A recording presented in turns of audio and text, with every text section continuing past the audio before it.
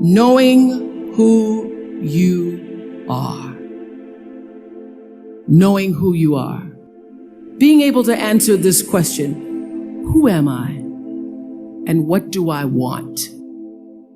You know, many times when I go out of the country, I am baffled by that question. To explain what is your occupation, I've stood there for 10 minutes. Well, am I a talk show host? Well, I'm more than a talk show host.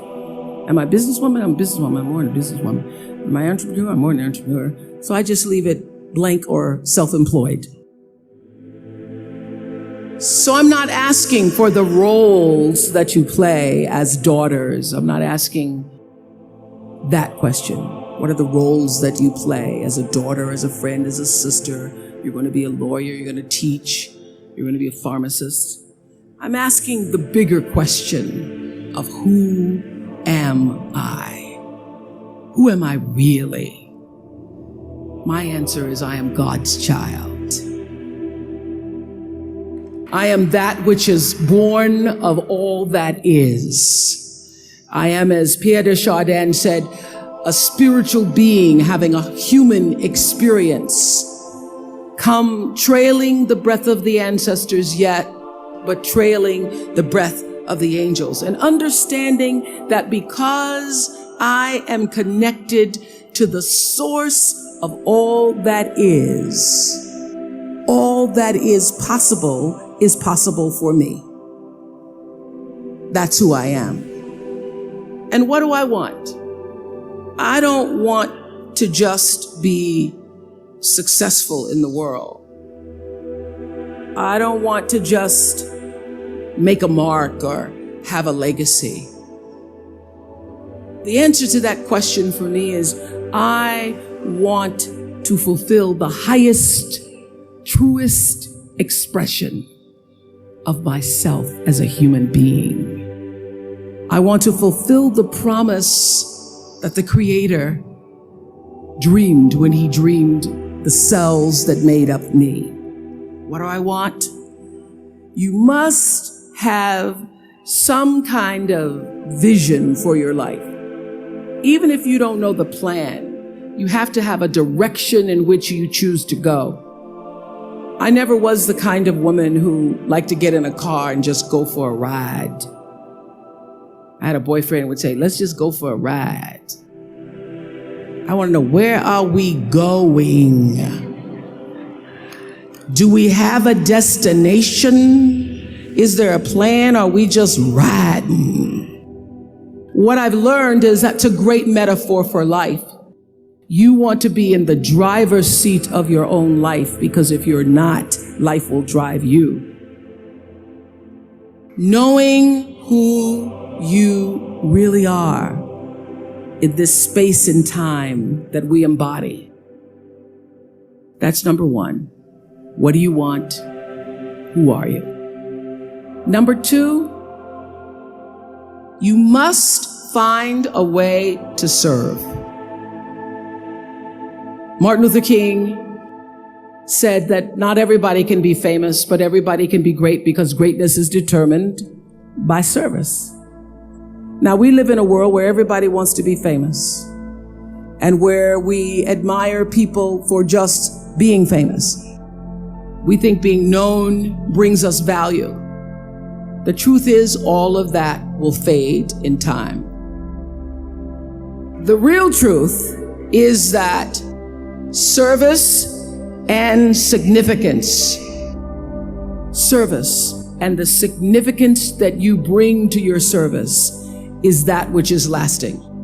So to be able to, whatever your occupation or job or talent or gift is, our honorees today getting doctorate degrees, to apparently opposite fields, HIV and AIDS and the spoken word. But what they have in common is service, using the spoken word in service to community and the world. Using your knowledge and information about HIV and AIDS and medicine in service to the world. And if you look at all the most successful people in the world, whether they know it or not, they have that paradigm of service. Everybody's talking about Mark Zuckerberg and IPO. Service. Jay-Z rapping. Service. Through the word, to people, through song.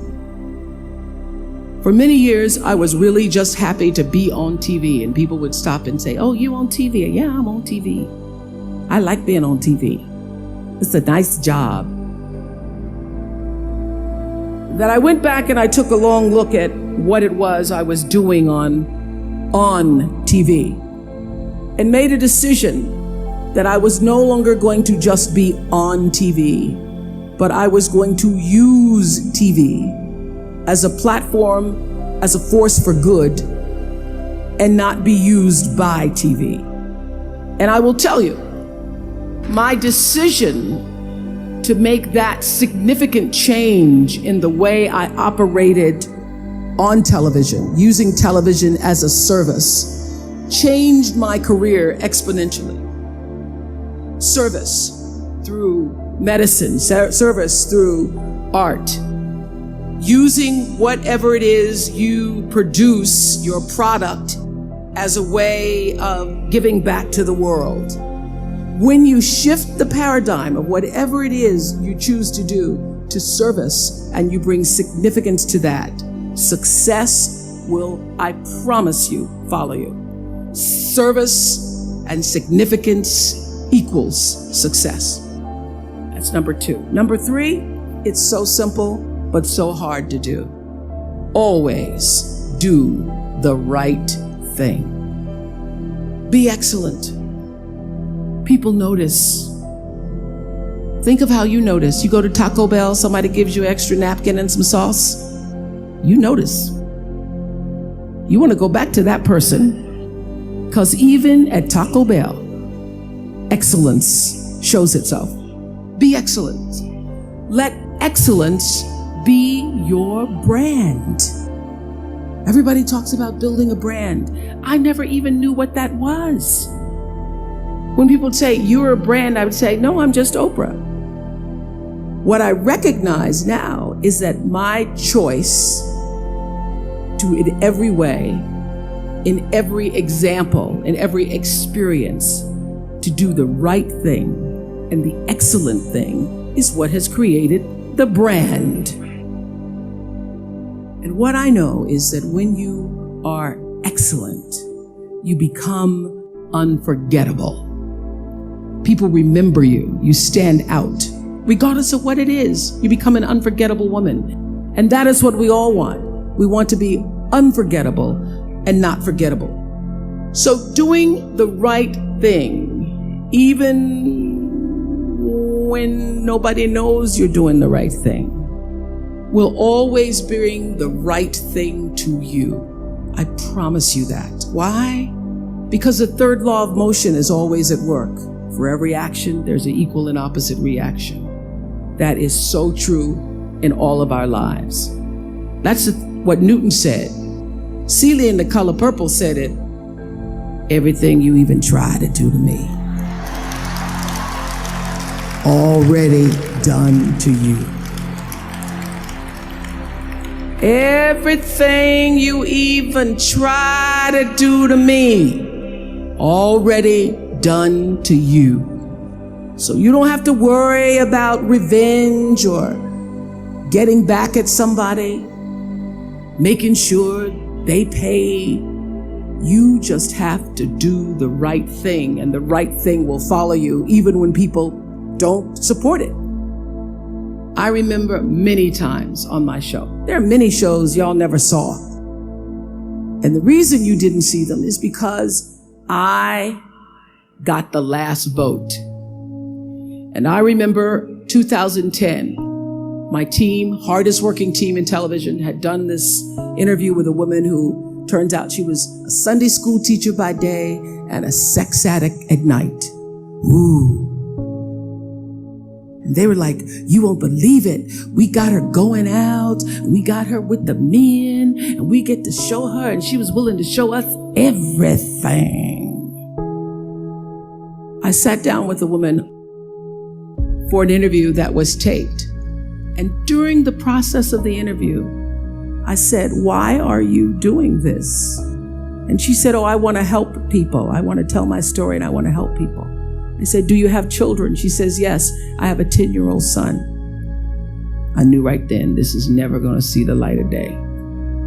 So we got off the air and I said to the lady, we are not going to air that show. And she said, why? My producer said, why? She knew she was being filmed. She knew what she was saying. She knows what I said, because her son will never get over it. Her son will never get over it. And it's not worth a rating point to me. Not worth a rating point to me to know that there's a 10-year-old boy who's destroyed because his mother went on the Oprah Winfrey Show and told all her business. You do the right thing, even when other people think it may not be. And oftentimes, when you make a decision to do the right thing, immediately you're faced with doubt. Was that the right thing? Was that the right decision? I don't know. Was that the right thing? You always know it's the right thing, when in the end, there is peace. You are rewarded by peace in knowing that you did the right thing. The most important thing I have come to know in doing the right thing and making the right choices is understanding what we talked about yesterday. All of you leaving here have the potential for enormous success. There's a price that comes with that. People don't always like you, and they're not always happy for you. And if you surround yourself with people who are not accustomed to your success, they become fearful. They become scared because you are reflecting back something to them that they don't recognize. Now, they're not going to say, I'm very fearful, because you're reflecting back to me something I don't recognize. They're going to say, you know what they're going to say? They're going to say, who she thinks she is. Who she thinks she is.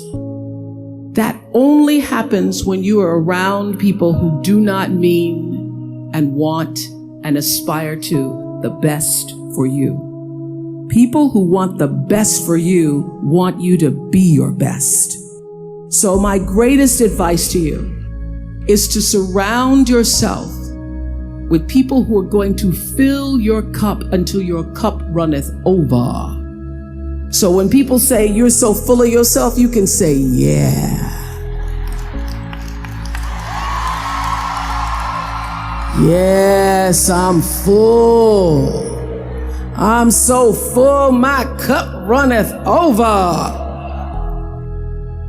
And to know that once your cup runneth over, you cannot spend your life with your gallon-size offerings, offering them to pint-sized people.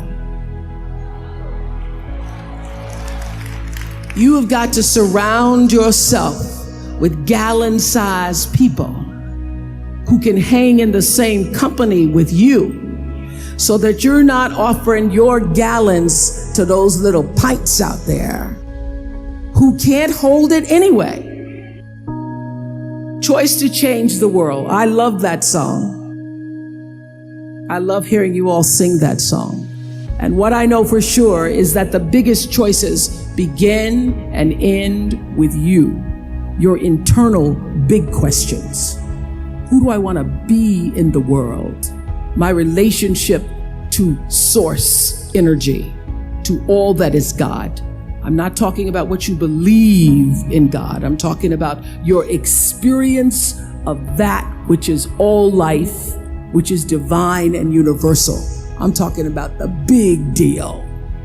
Being connected and aligned with that. When you are tuned in and charged into that, whenever you feel empty, you go inside yourself and you connect to the source, and you know that all things are possible.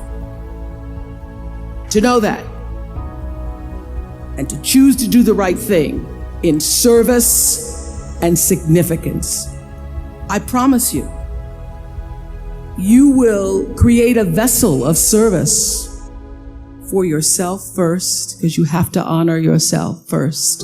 You have to give to yourself first, otherwise you have nothing to give away. You will create a vessel for yourself, for your family, your community, and the world. And those three things will not only lead you to a blessed life. I stand as a witness. My life is so blessed, I can't even take it in sometimes. It will lead you not just to a gifted life and a rewarding life that fills you up, but a sweet life. That's what you want. You want the sweetness. You want it to be so sweet, so that even when the storms come, and they will, you'll know this too shall pass. The storm is passing over, and you shall not be moved, because you know who you are. When you can do that, grace will follow you, grace and glory. And when they see you coming, it ought to make them proud. I have spent hundreds and hundreds and hundreds and thousands of hours talking to spiritual leaders and teachers, and not just spiritual leaders and teachers who have been deemed so, but thousands of people who came from levels of dysfunction, who came from levels of pain, who were suffering, who were challenged in their progression of trying to be the best human beings they could be.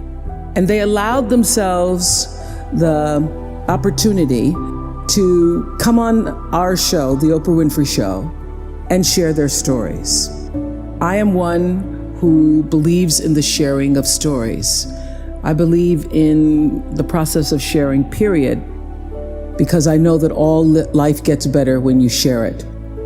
And those thousands of people who have been guests on the show, and many of them who are also audience members, have been my greatest teachers. And I would say that one of my gifts that I've had since I was a little girl growing up in Mississippi, being raised on a tiny little acre farm with my grandmother, is that I knew how to pay attention. I was a great observer of life. And I grew up believing that I was indeed for sure God's child.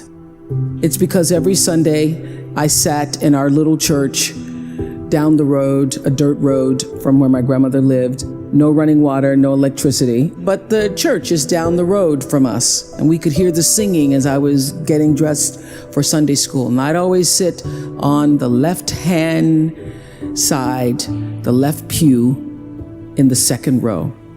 And I would listen to the preacher preach about the Lord thy God is a loving God, and sometimes he would say the Lord thy God is a jealous God. But most important, I heard him say, you are God's child, and through God all things are possible.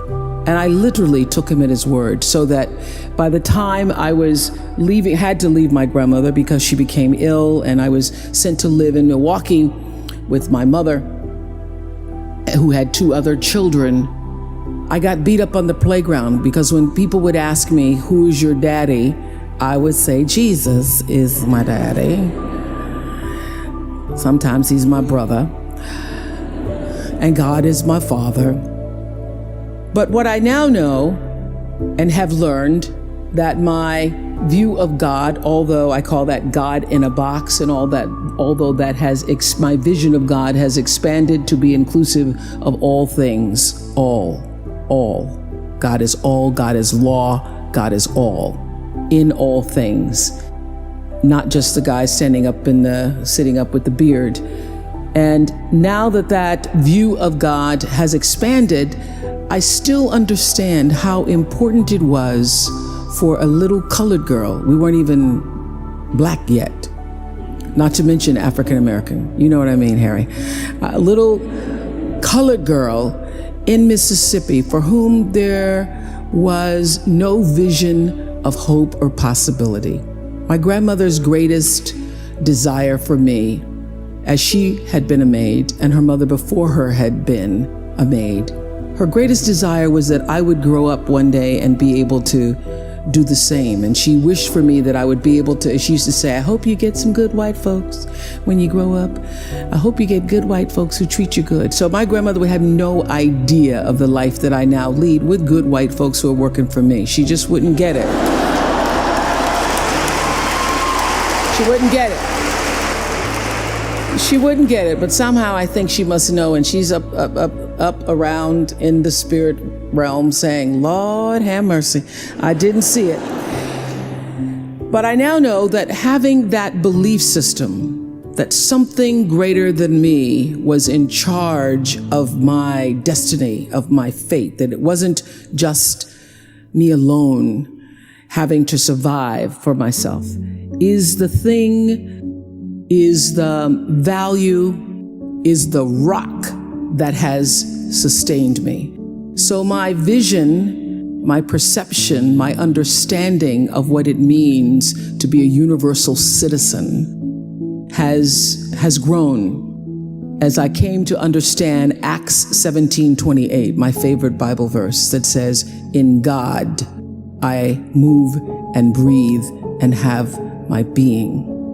So my every attempt in life has been, since I was a little girl, to be in that space that I call God, to literally live in the breath that is God, to live in the breath and allow the breath to breathe me as God.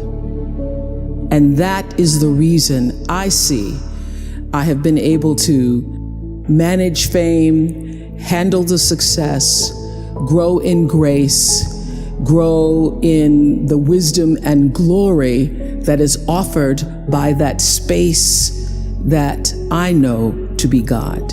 Because in God, I live and breathe, I move and breathe, and I have my being. And everything that I do and all that I am comes up and out from the center of that space, even when I didn't know what to call it.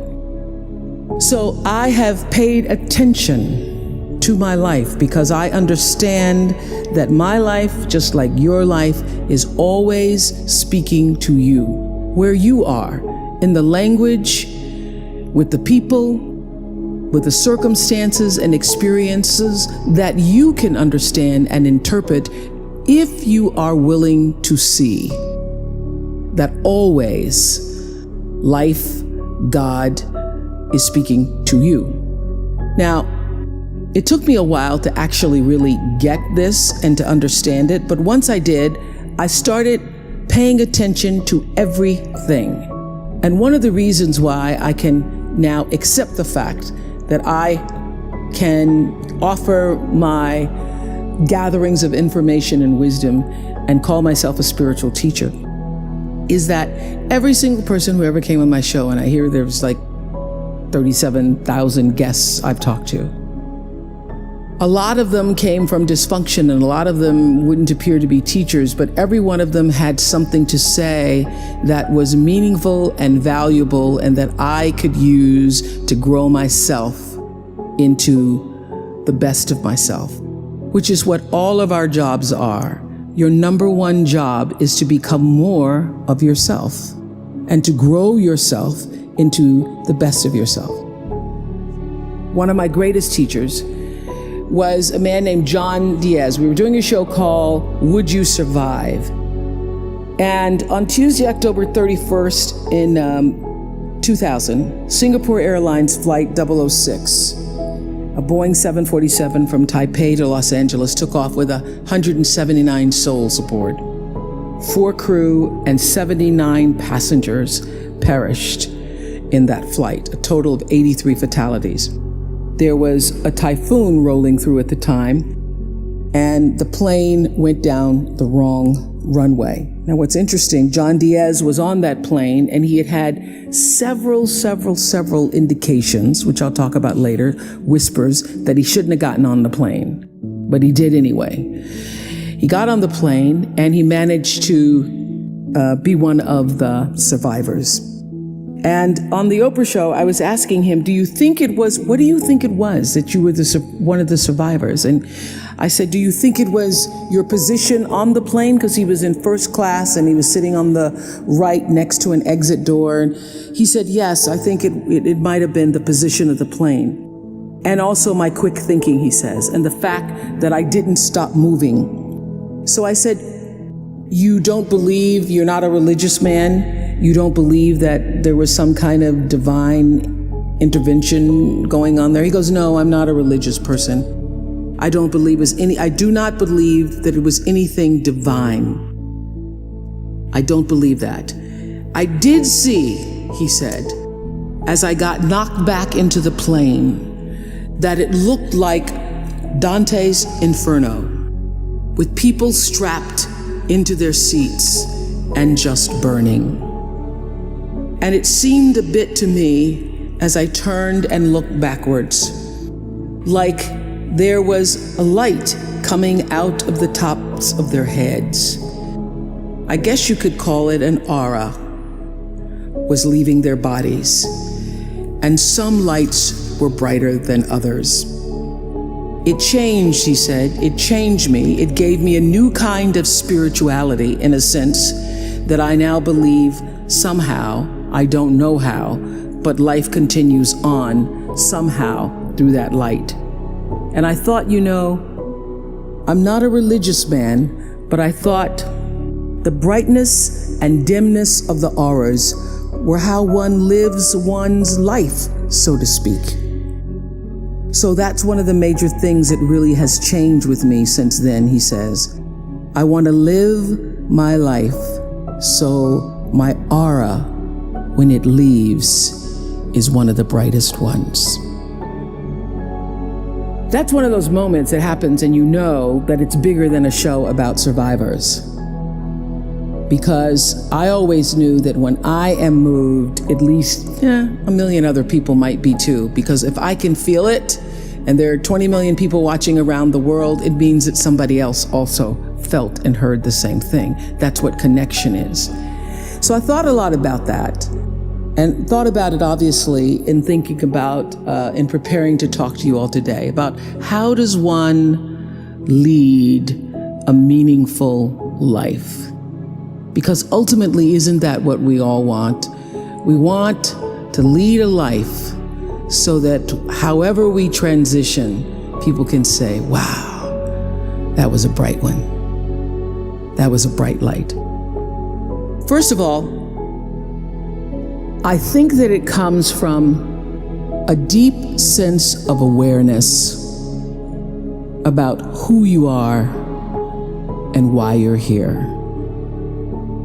It comes from being in touch with, on a regular basis, the appreciation and the holy gratitude that should fill each of our hearts on a regular basis, just knowing what a privilege it is to be here and to be human. Close your eyes for a moment, will you please? And breathe with me. Just close your eyes. And if you will, put your thumb to your middle finger and gather your other fingers around. And let's feel the vibration and pulse of your personal energy as you take 3 deep breaths with me. Inhale. And as you exhale, just feel the vibration, energy, blood pulsating through your body, through you. And another inhale.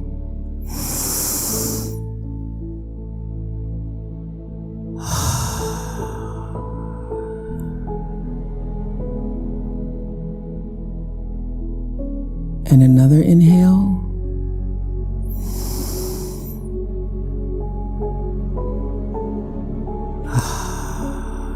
And keep your eyes closed. And let's just think about this day. This day that you have been graced to breathe in and out thousands of times. This day where many of those breaths were taken for granted. You just expected the next one to come. But the truth is, there's no guarantee that the next one comes. This day, how you started your day, what your thoughts were this morning, how you've carried yourself through this day, how you've been allowed to have encounters and experiences, some challenging, some more life-enhancing, that pushed you forward another day of being here on the planet Earth as a human being. Let's just think about that. After all you've been through, in this day alone, and the many days and years past, how you got here to this prestigious, esteemed university, the choices you made that have brought you to this day.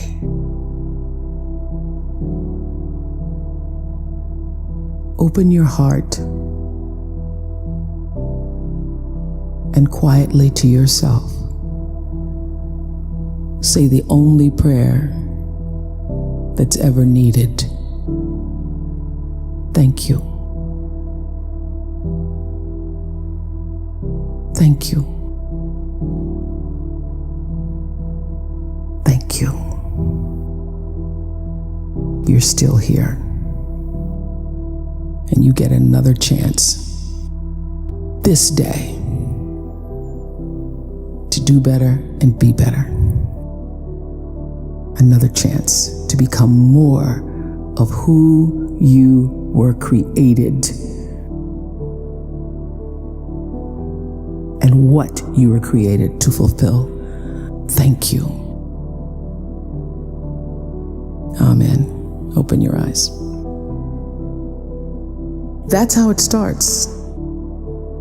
That is the foundation for meaning and purpose in your life, is to bring yourself back to your breath.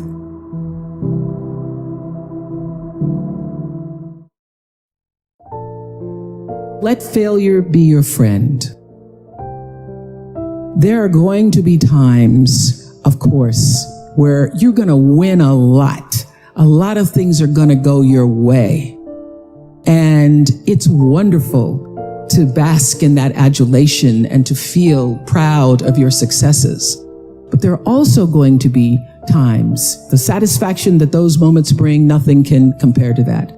Those victories will feed you for years to come and help you stay committed when your tank is sometimes empty. Winning is great. It's fantastic. I love it. I love being number one. I love winning.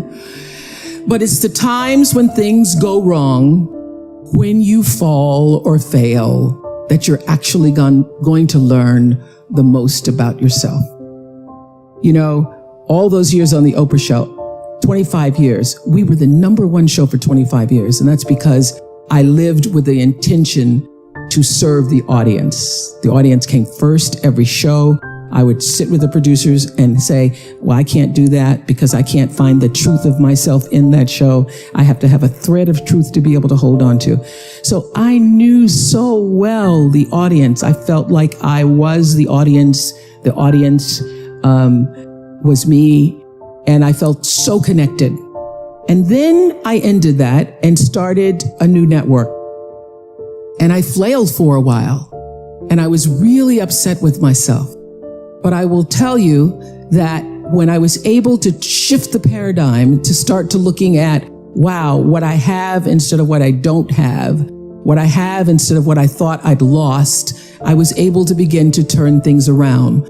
But it's those moments of being of uncertainty. It's the moments where, all of my mistakes show up on the evening news. You can make a mistake. I can tell if I've done something wrong. It's on the CNN crawl. I can read about it. But learning from the moments where things weren't going so great, being able to get still, to connect with that which I know is God, the force, the power greater than myself, and to come back and realize that in order to move forward, you move forward by taking the next right step. You don't have to know everything to do. You don't have to know all the steps to make. Just what is the next right move? It's a big, hard world out there, but you're ready for it. And you're ready because there is nothing more powerful than you using your personality to serve the calling of your soul. Every one of us has been called to the planet to use, and in this moment, in this political moment where everybody is just hysterical, in this moment, the call is for whatever side you choose to be on, to use more of you to bring forth the light. And to do that, you've got to have clarity about who you really are. There is no life without a spiritual life. There is no life without understanding what Pierre de Chardin, the philosopher and mystic, said. We are spiritual beings having a human experience.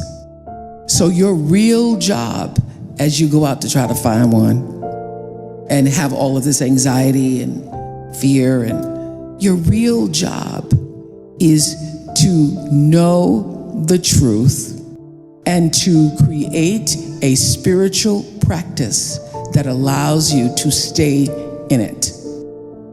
To be clear, I'm not talking about your religion. I'm talking about whatever it is that nurtures the essence of you in such a way that you can do what you came here to do.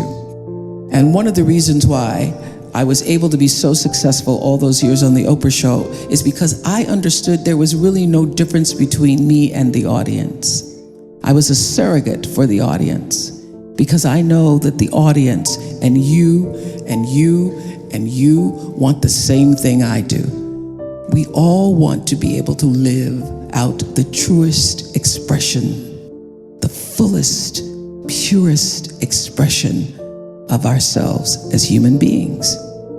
That's what you want. And in order to do that, you've got to practice, you've got to develop that spiritual muscle that allows you to check in with yourself and not have to ask everybody else about a decision, but to have the clarity of your own knowing, the comfort of your own knowing. And to do that, you've got to live in the space of gratitude. That is my number one spiritual practice. I practice being grateful. And a lot of people say, oh, Oprah, that's easy for you because you got everything. I got everything because I practiced being grateful. I ran across this beautiful quote the other day. I can't even remember who it was from, that said, do not waste your time desiring what other people have. Remember, the things that you now have are things you once only hoped for. So I live in that space every day of practicing gratitude because I know that being grateful wherever you are, whatever place or space in your life, being grateful changes your personal vibration. I was just having a conversation with Sheryl Sandberg the other day about her book, Option B, and we all know she lost her beloved husband, David. And I said, how did you get through it? And she said, by practicing gratitude. I didn't believe it at first, but I started to write down 3 things every day that I was grateful for. I said, oh, I've been doing that for years. Because when you wake up in the morning, looking at the world, for what you're going to write down or what you're going to state to yourself by the end of the day that you're grateful for, you have a different outlook on life.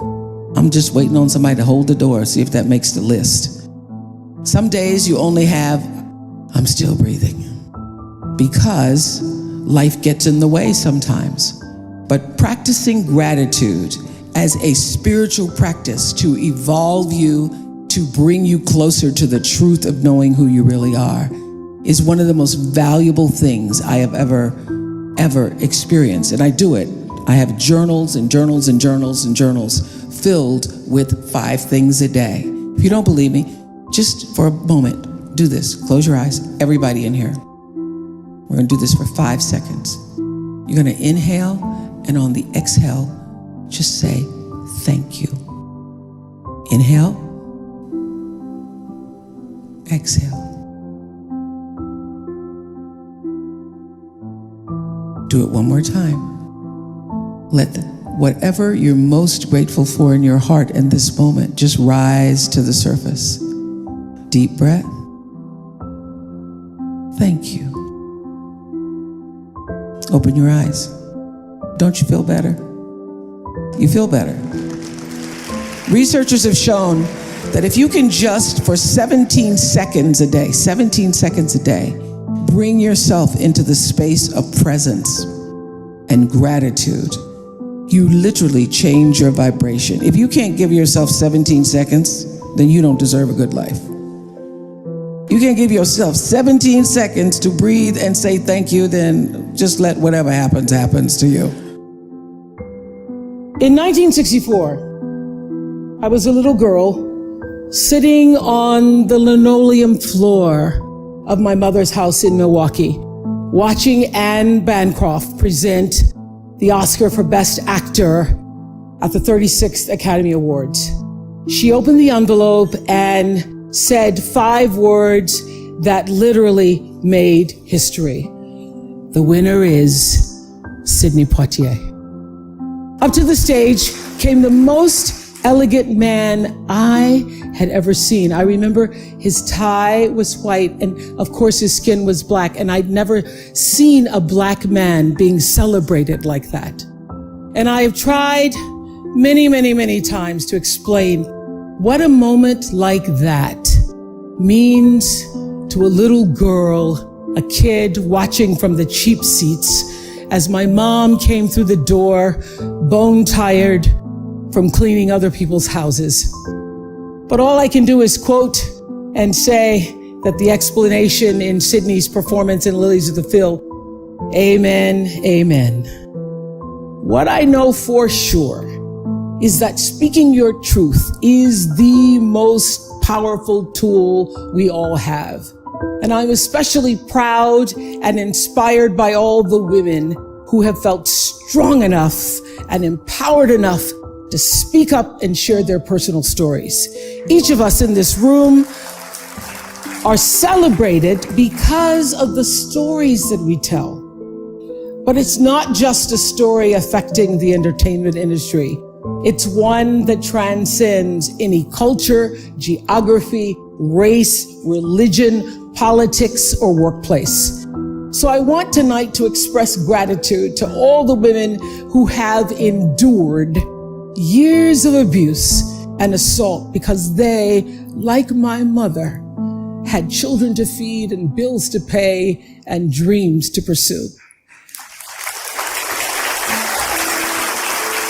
They're the women whose names we'll never know. They are domestic workers and farm workers. They are working in factories, and they work in restaurants, and they're in academia and engineering and medicine and science. They're part of the world of tech and politics and business. There are athletes in the Olympics, and there are soldiers in the military. And there's someone else, Reese Taylor. A name I know, and I think you should know too. In 1944, Reese Taylor was a young wife and a mother. She was just walking home from a church service she'd attended in Abbeville, Alabama, when she was abducted by 6 armed white men, raped and left blindfolded by the side of the road, coming home from church.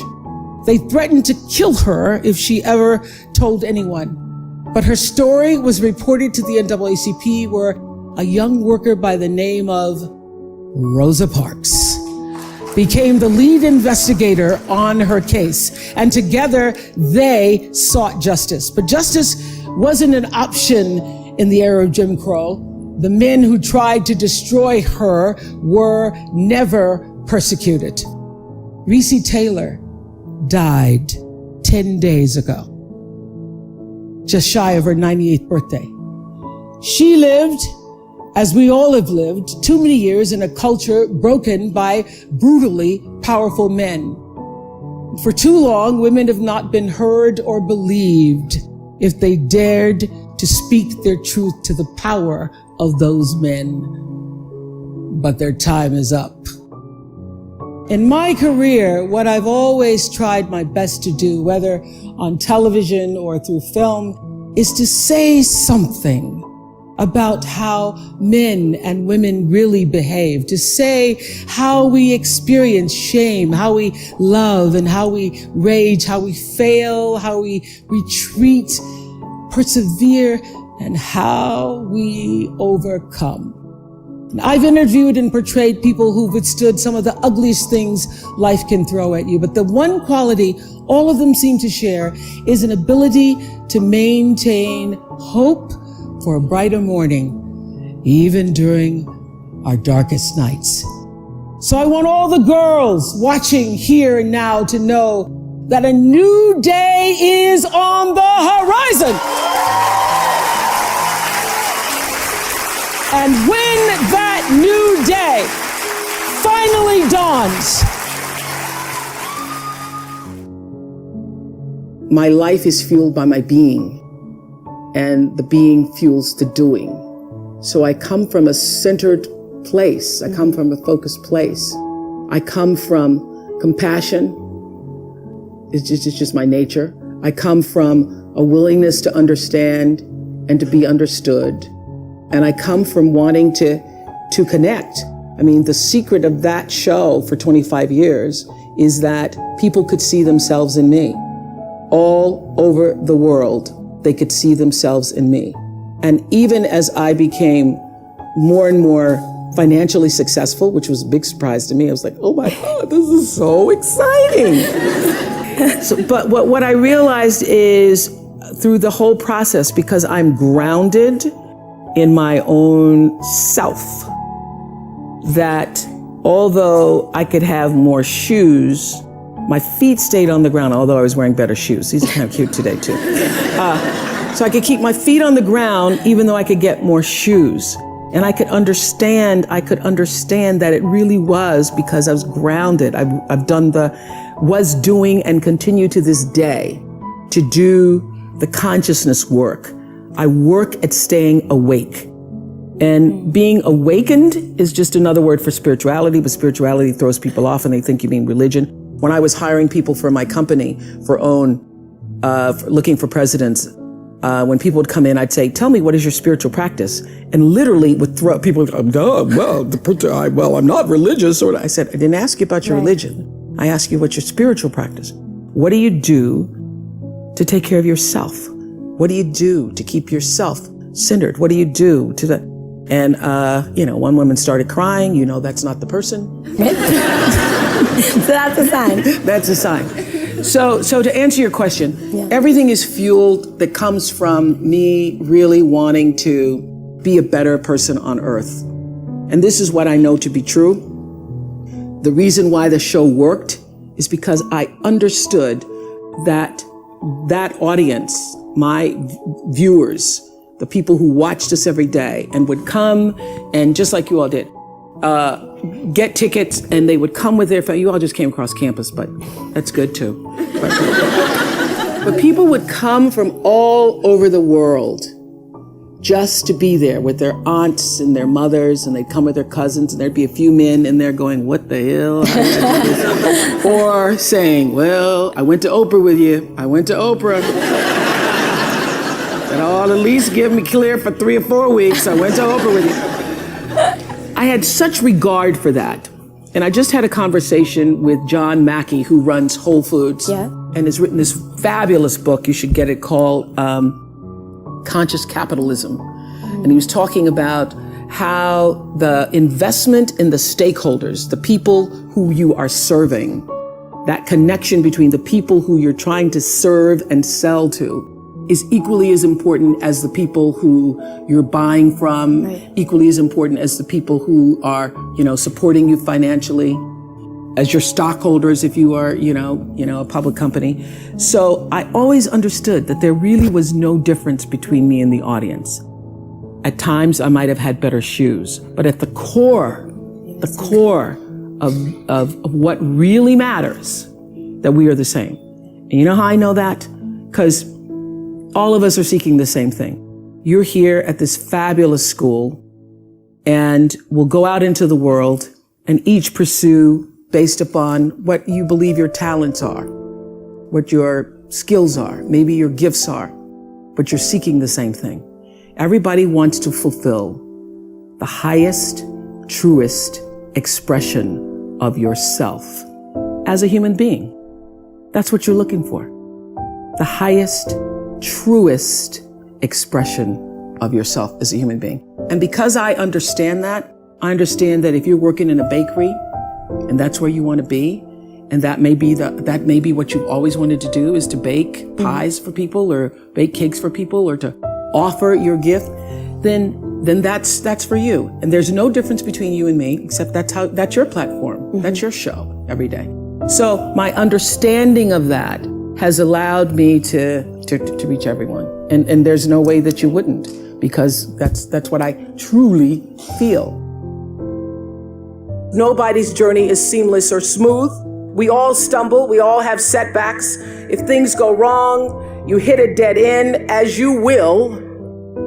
It's just life's way of saying, time to change course.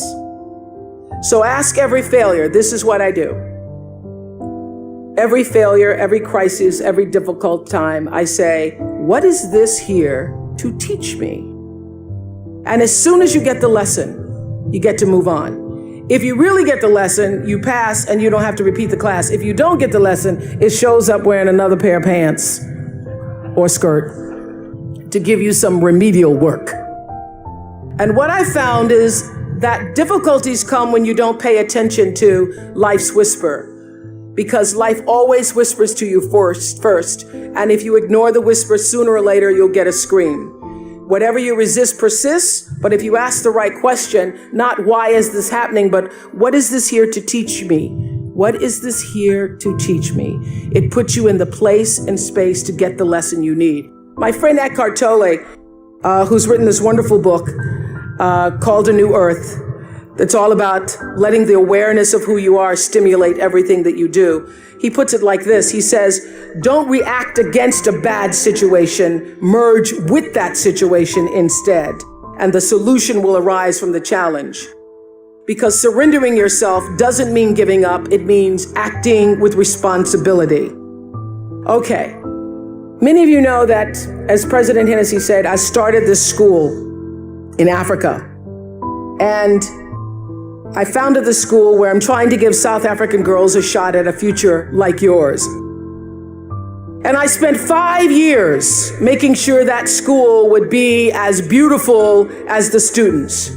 I wanted every girl to feel her worth reflected in her surroundings. So I checked every blueprint, I picked every pillow, I was looking at the grout in between the bricks, I knew every thread count of the sheets, I chose every girl from the villages, from 9 provinces, and yet last fall, I was faced with a crisis I'd never anticipated. I was told that one of the dorm matrons was suspected of sexual abuse. Well, that was, as you can imagine, devastating news. First I cried, actually I sobbed for about a half an hour, and then I said, let's get to it. That's all you get, is a half an hour. You need to focus on the now, what you need to do now. So I contacted a child trauma specialist. I put together a team of investigators. I made sure the girls had counseling and support. And Gail and I got on a plane and flew to South Africa. And the whole time I kept asking that question, what is this here to teach me? And as difficult as that experience has been, I got a lot of lessons. I understand now the mistakes I made because I had been paying attention to all of the wrong things. I built that school from the outside in, when what really mattered was the inside out. So it's a lesson that applies to all of our lives as a whole. What matters most is what's inside. What matters most is the sense of integrity, of quality, and beauty. I got that lesson. And what I know is that the girls came away with something too. They've emerged from this more resilient and knowing that their voices have power. Having compassion for other people is at the top of that list. I would say commitment is at the top of that list. And also a spirit of constructive engagement. And by compassion, I don't just mean sympathy. It certainly isn't pity. It's being present, and it's also feeling with other beings. You know, during the years of the Oprah show, I interviewed over 37,000 people one-on-one. But during all those years of talking to over 37,000 people one-on-one, I could feel what they were feeling so strongly. Sometimes it made me sick, literally. So I had to learn how to feel how others were feeling, feel with others, which is what it means to be compassionate, to feel with others without taking in all of their stuff. Being compassionate means I feel with you. It is one of the greatest qualities in the world to have if you're going to be majoring in what it takes to be a great human being. I feel with you means I not only am willing to walk in your shoes, it means my heart beats with yours. It means I see myself in you. It means I may not have shared that circumstance, but I know what heartbreak feels like. I know what pain feels like, and all pain is the same. It means I can feel your will to want to do better and be better. And I feel and I am with you. In spite of everything that's happened to you, I feel your need to rise. I want to help you rise. I want to rise with you. So many people are worried about building a brand. I hear kids on social media talking about their brand. And I used to really resent the word when people would say to me, oh, you have this brand, because I never even thought about a brand. I just thought about day in and day out, making the best right choice for me. But now I embrace it because I recognize people see me as a brand. But for me, it's not a business. It is a question of what do you stand for? And I will say this, you're nothing if you're not the truth. So I've made a living, I've made a life, I've made a fortune, really. It's fantastic. All good from being true to myself. And that's if I could leave you with any message today, that is it. The biggest reward is not financial benefits, though it's really good. You can get a lot of great shoes. But those of you who have a lot of shoes know that having great shoes and a closet full of shoes or cars or houses or square footage doesn't fill up your life. It doesn't. But living a life of substance can. Substance through your service, your offering of your whole self. And the baseline for how do you live a life of substance is whatever is the truth for you. What do you stand for? I think some people think that, or under the impression that I was born empowered, that I was born coming out of the womb, ready to interview a Klansman. Then cut to commercial. We'll be right back. But the truth is, I know very well what it's like to be marginalized, to be told either subtly or quite directly that my contribution isn't or wasn't welcome, that my face was invisible, and that my needs were an affront. So back when I was doing the news in Baltimore, I asked to be paid the same as my co-anchor, who did exactly the same job as I was doing. And I expected that I would be compensated. So I went in and I asked that I would get the same amount of money. So he was doing the same job I was doing, except that he called me babe all the time. Babe, yeah, babe. Anyway, I was told by my news director and by the general manager, because first I went to the news director, then I went to general manager, and I was told that because I was a single woman who didn't have a mortgage and I didn't have kids, that I was not entitled to earn the same kind of money as the man who was sitting next to me doing the same thing. And I realized in that moment that my employers did not get it. They did not understand my value. But you know what? I did. So cut to AM Chicago. The team's hard at work, and they had been working for a long time. And after a year or so, we were asked to be syndicated. That work began to pay off. And before long, we were now no longer called AM Chicago. We're the National Oprah Winfrey Show. I got a raise, but my producers did not. So I went into the boss at the time, and I asked that my producers, who incidentally were all female, I asked that they would be given a pay raise increase. And my boss, this is in 1986, said, why? They're only girls. What do they need more money for? Girls. I've used the word affectionately sometimes, referring to women as girls, and there was no affection in his tone. It was absolutely condescending. So, you know, it takes a while to develop a voice, but once you have it, you damn sure better use it on stuff that matters. So I took a deep breath in that moment and said, either they're going to get raises or I'm going to sit down.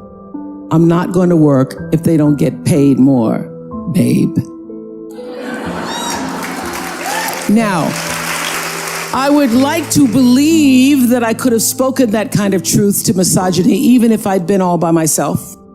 But here I was on the brink of finally getting what I really wanted and had been working many years for, a national show. I mean, I might have been too intimidated to stand my own ground against this guy if I were actually alone. But here's the thing, you're never alone. You're never alone. The sovereign sound of Maya Angelou's voice was pushing me forward that day, whispering, I come as one, but I stand as 10,000. So when I was faced with the opportunity to advocate for my producers, I silently called on some of the 10,000 and walked into my boss's office, hand in spirit, with the women who had come before me. I could feel Bessie Smith and Billie Holiday and Ella Fitzgerald and Pearl Bailey and Sarah Vaughan and Lena Horne clutching their green books looking for a place to eat while they sang in supper clubs for whites only. And I could feel Reese Taylor and Rosa Parks refusing to relinquish their dignity in the face of death threats. All these women were with me that day, walking into the office in Chicago, as was Diana Carroll and Petula Clark and Joan Baez and Mary Tyler Moore and Moms Mabley and Barbara Walters and all of the astonishing women whose names none of us will ever even know, despite their sacrifice. And I'm pretty sure I even heard Shirley Chisholm urging me on with this thought: if they don't give you a seat at the table, bring a folding chair.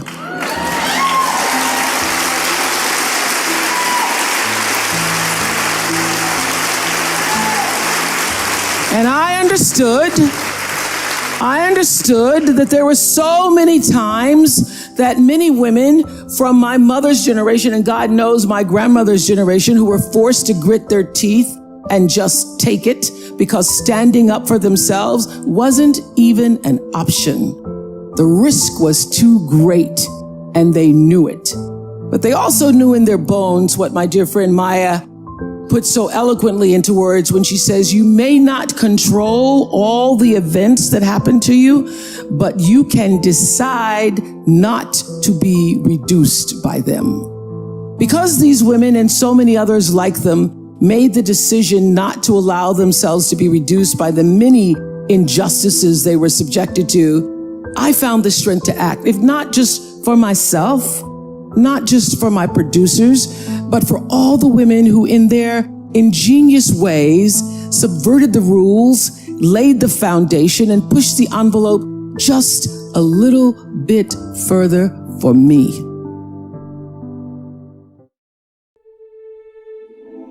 You must find a way to serve.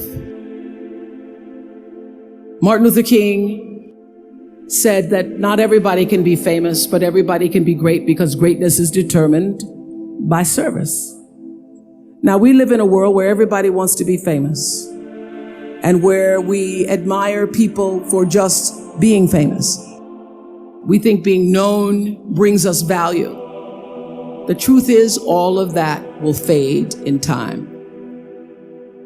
The real truth is that service and significance, service and the significance that you bring to your service is that which is lasting. So to be able to, whatever your occupation or job or talent or gift is, our honorees today getting doctorate degrees, to apparently opposite fields, HIV and AIDS and the spoken word. But what they have in common is service, using the spoken word in service to community and the world. Using your knowledge and information about HIV and AIDS and medicine in service to the world. And if you look at all the most successful people in the world, whether they know it or not, they have that paradigm of service. Everybody's talking about Mark Zuckerberg and IPO. Service. Jay-Z rapping. Service. Through the word, to people, through song. For many years, I was really just happy to be on TV, and people would stop and say, "Oh, you on TV?" "Yeah, I'm on TV. I like being on TV. It's a nice job." That I went back and I took a long look at what it was I was doing on TV and made a decision that I was no longer going to just be on TV, but I was going to use TV as a platform, as a force for good, and not be used by TV.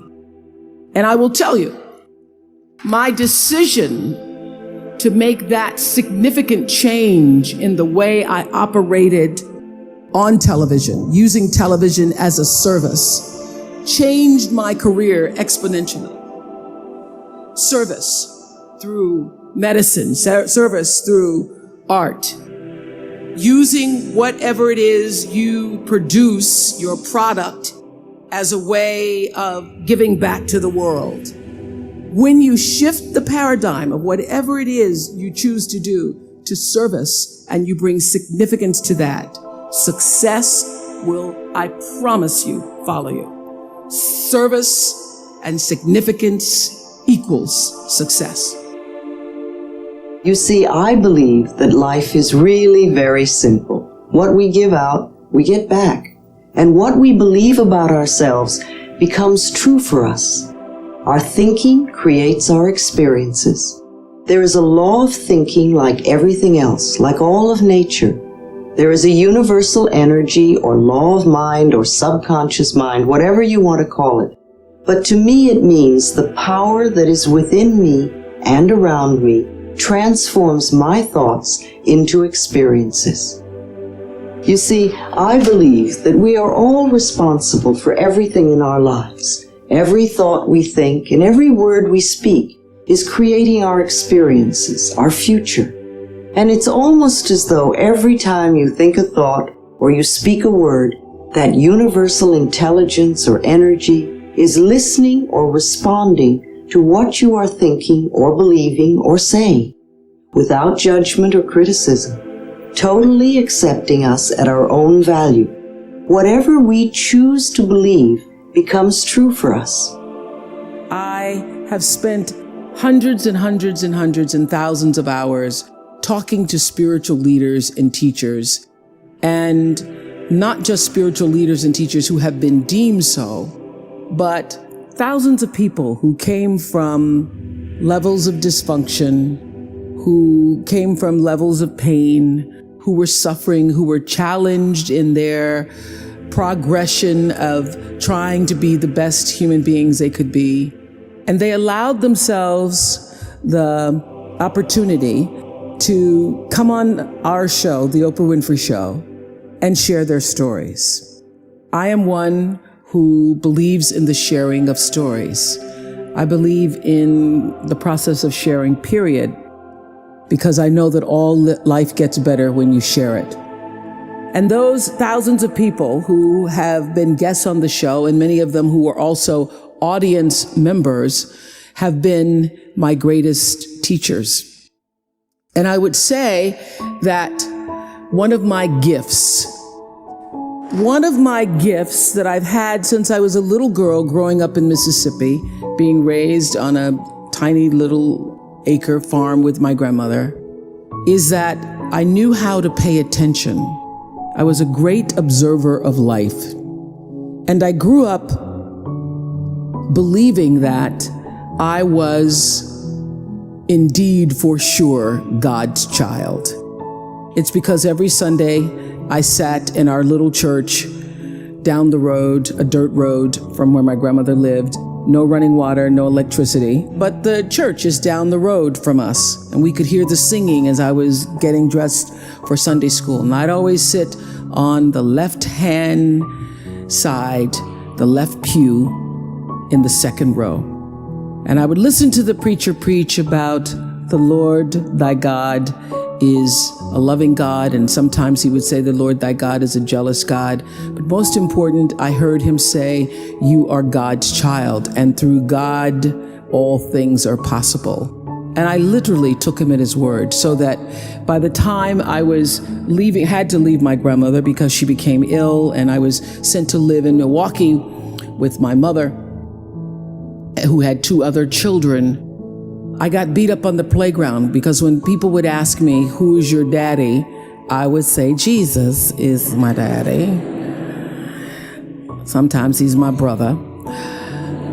And God is my father. But what I now know and have learned, that my view of God, although I call that God in a box and all that, although that has, my vision of God has expanded to be inclusive of all things, all.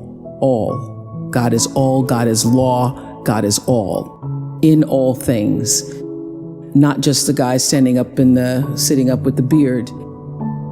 If you think for a moment about the vastness of the universe, it is so incredibly big that our human minds cannot comprehend it. It is enormous. And even our top scientists with the most up-to-date equipment today cannot measure the size of the universe. And half of them don't agree on whether it's expanding or contracting. And in this incredible universe, there are so many galaxies that we haven't counted all of them. And in one of the smaller galaxies, in a far-off corner, there is the small galaxy called the Milky Way.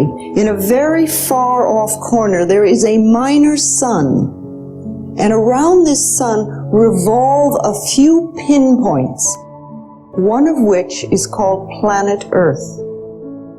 Now, I find it very, very hard to believe that the incredible intelligence that created this entire universe is an old man sitting on a cloud above the planet Earth watching my genitals with a book.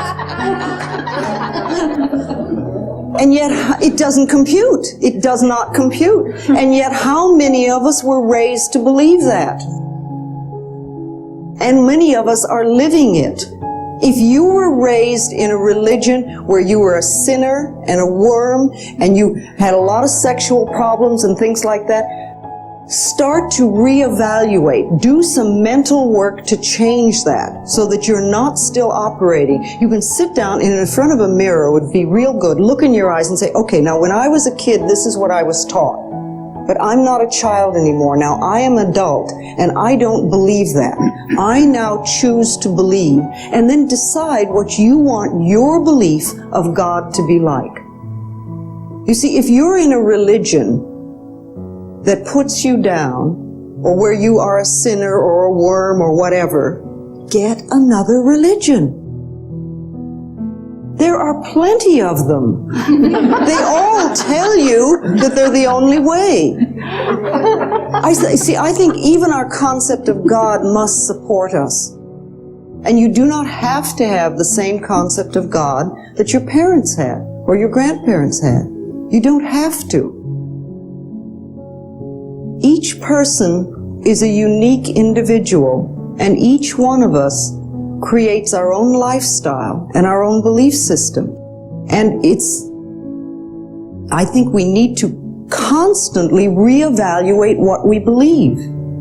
And particularly if we believe things that don't nourish us. Think, why do I believe that? Where did I learn that? Is that really true for me now? Does it make sense? Maybe I could let that one go. You might create a pair of psychic scissors and cut them out of your consciousness. Or create a great big wastebasket and say, okay, that one goes there. And decide that you just do not choose to live under old limitations anymore. Refuse to believe in worry. Begin to trust the universe and watch how it works. When life calls us, that's when we have to answer. People say, how did you do everything that you did? Well, I answered the telephone and opened the mail and did what was in front of me. And then life would give me something else to do and something else to do. And it's interesting because it's now been, I think, 25 years since I wrote the second book, You Can Heal Your Life. And in that period of time, that book alone has sold 40 million copies worldwide. And I've always felt that I didn't do anything to promote it at all. It's just life took over, and life said, this book is going to go to this country, and this book is going to go to this country, and go to this country. And it's gone many, many places all over the world. I even have 2 Chinese versions. There's the Chinese version of traditional China, and then there's the Chinese version of the Taiwan, which is the new China. You never know where life is going to take your work. And I think that it's important that you don't go into it to say, how much money can I make? Oh, I'm going to be rich. I've got to do this. Because books don't make you that rich. But what they do is open the world to you. And my thought has always been, how can I help the people? How can I help the people?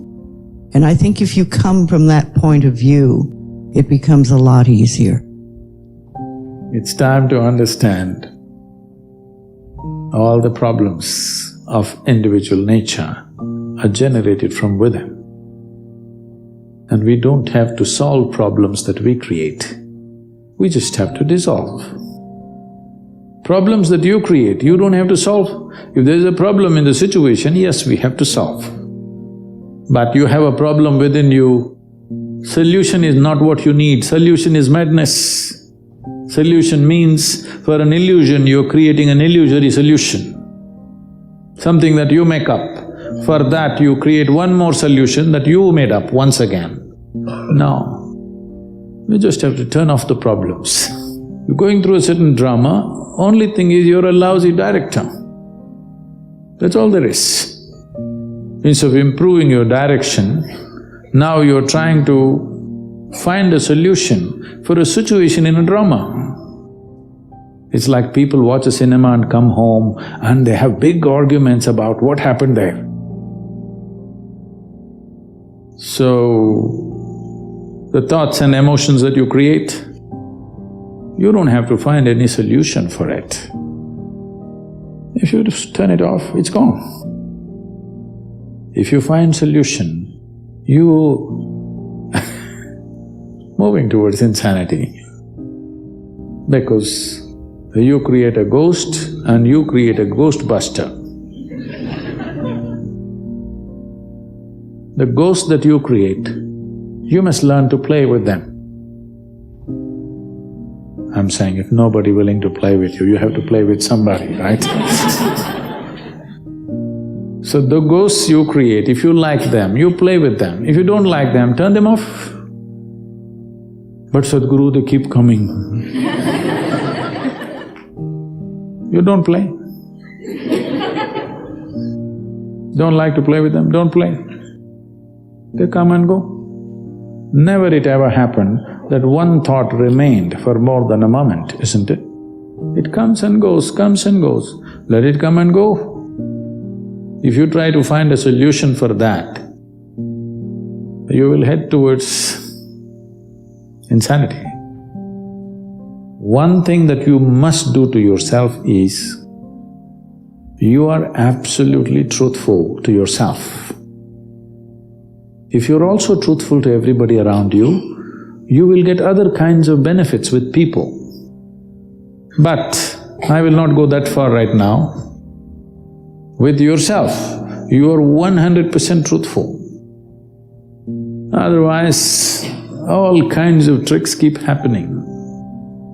To be truthful to yourself is not an easy thing because there is lifetimes of habit of simply bullshitting yourself. A guest came to Shankaran Pillai's house.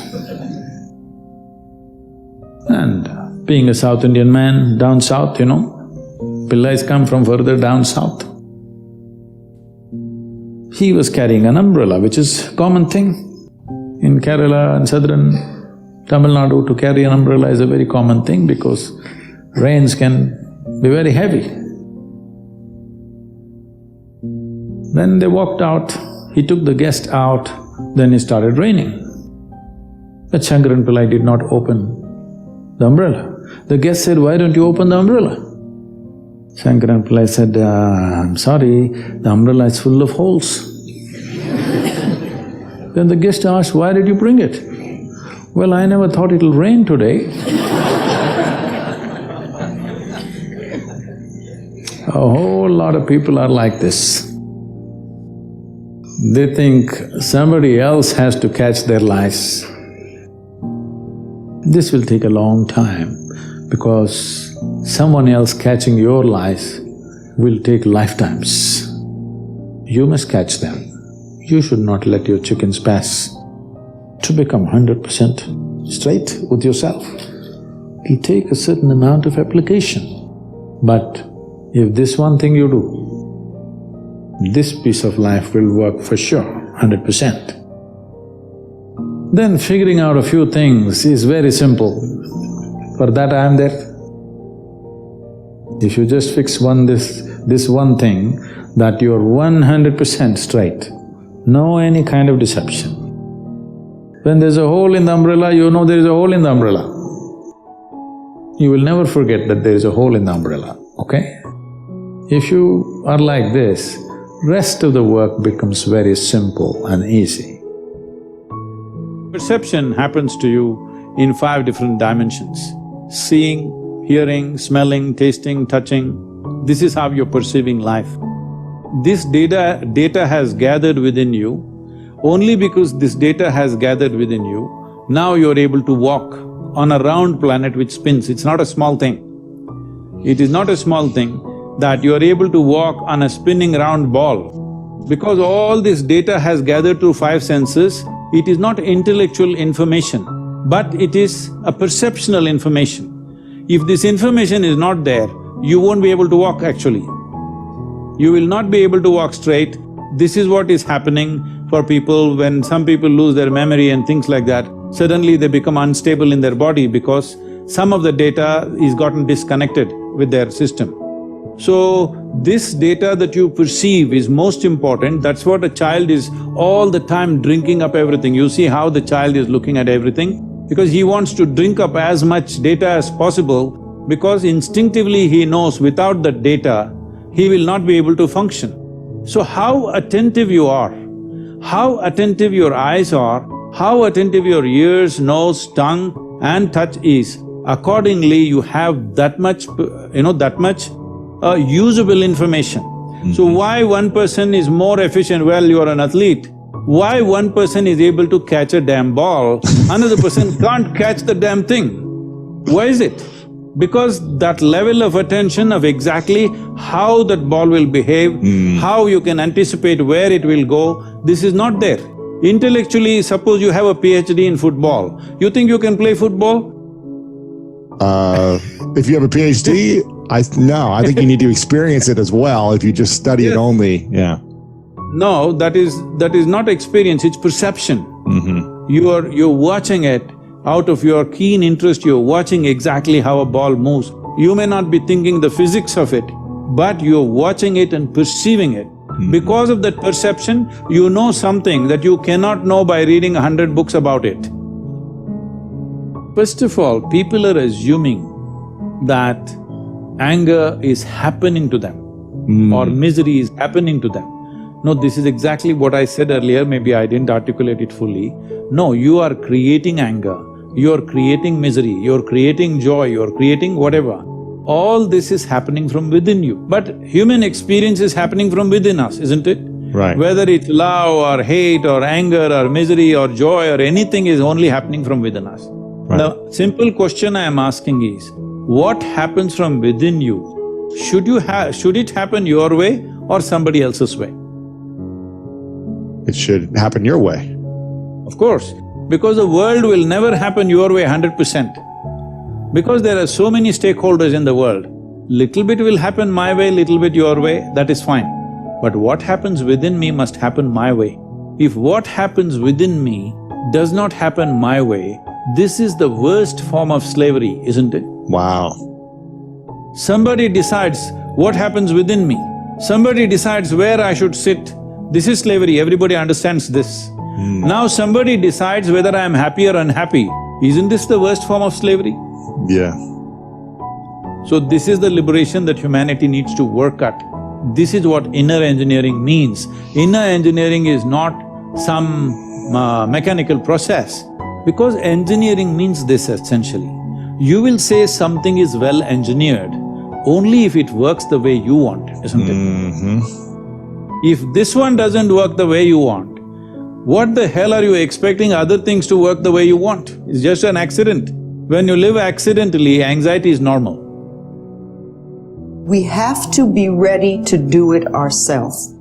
Remember, each person has come to this planet to learn a lesson. You have your lessons, you have your lessons, I have my lessons, you have your lessons. They're all different. We cannot learn the other person's lessons. We are not here to change other people. We are here to change ourselves. That is what we've come to the planet for, to change ourselves. If we try to do it for someone else, or learn their lesson, or make it nice, they don't get to learn it. And even if we fix it, isn't it amazing how they turn around and recreate it again? And we all know people like that. We've paid their rent, or we've gotten them out of some mess, or we've done this for them or that for them. And 2 months later, they're in the same problem, because it's their pattern. It has nothing to do. Teaching them how to get out of it, it is much better if they're willing to learn.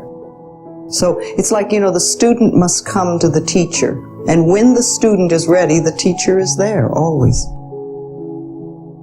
I am the happiest of guys now, but it took me almost, 50 years to really get there. And the fact, let's go back, when I was in the 40s, that was like 1980s, and I was working on stem cells and teaching people what most people still believe, that the genes that we inherit really determine the character of our lives. And that becomes, when you think about it, it's like, well, did you pick the genes you came with? And we go, not that I know of. Can you change the genes if you don't like the characteristics? It's, no. And then we tell you on top of that is, the genes turn on and off by themselves. So you could be walking down the street and the gene goes, time for cancer. It's like, what? And then I say, what were we teaching? What were we teaching to medical people as well as the public? Is that we were victims of heredity, that things were running in our family and then that would determine the character of our lives. And then the fear associated with that is, oh my God, like Angelina Jolie, for example, had a double mastectomy because the fear of breast cancer of her mother dying from it and her grandmother. Of course, that put into her mind that she would be a next victim of that. And then she has a double mastectomy to say, I will prevent this from happening. which is, well, that's not really true. But what was the point? It was the fear. And the fear of being a victim, meaning you're powerless. And I go, this is what people believe about their health. I am powerless. We got programmed when we were children to recognize when it comes to health, we don't take care of that. We go to the specialist, the doctor. I said, what is that learning period in our first 7 years? What does that do? It programs us. I said, yeah, but what's the program? And the program is, I'm not in charge of my health. That when it comes to health issues, I have to go see another person, and then their truth becomes my truth, because who am I? And I say, so what's the consequence? And I say, first thing, you just gave up power over your health. You say, I won't take care of my health. I'm going to let that professional, that's my program. And I go, well, there's a problem. And the problem is, as I was learning and then attributing my life to programs that I didn't know I had, because that was before I knew about the 7 years of programming, I looked at my life and it was like, okay, I was really good professionally. That's how I got to be the cell biologist, and the joy of working in that field of science. And that was really great. But the rest of my life was a shambles, It's like I couldn't get a relationship off the ground no matter what I tried. It was like, oh my God, I am doomed here. Why? Because I must have got the parenting genes and the from my father and my mother, and I'm not really good at it.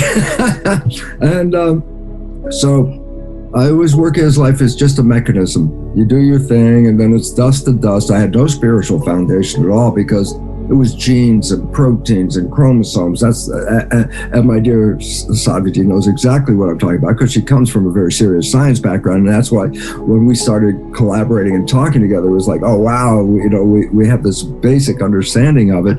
And the basic fact was this: okay, I'm a machine. That's what we were teaching. Go to the doctor. That's the repair person. Fix a machine. And what I learned through my research was that genes don't control life, and genes don't control themselves. And it's like, oh my God, I spent a whole career teaching this to medical doctors, that the genes control your life. And the fear that's pervasive out there is that I'm not in charge. And I'm working with what are called stem cells, and this is 50 years ago. And my research with stem cells revealed that genetically identical cells in different environments have different fate. And what does that mean? It says, well, they all have the same genes, but the fate wasn't based on the genes. The fate was based on the environment. And all of a sudden, my research started to go off and say, wait, genes don't turn on and off. That's a complete false statement. Genes are blueprints. And I go, relevant, go into an architect's office where she's working on a blueprint, and lean over this architect's shoulder and ask her, hey, is your blueprint on or off?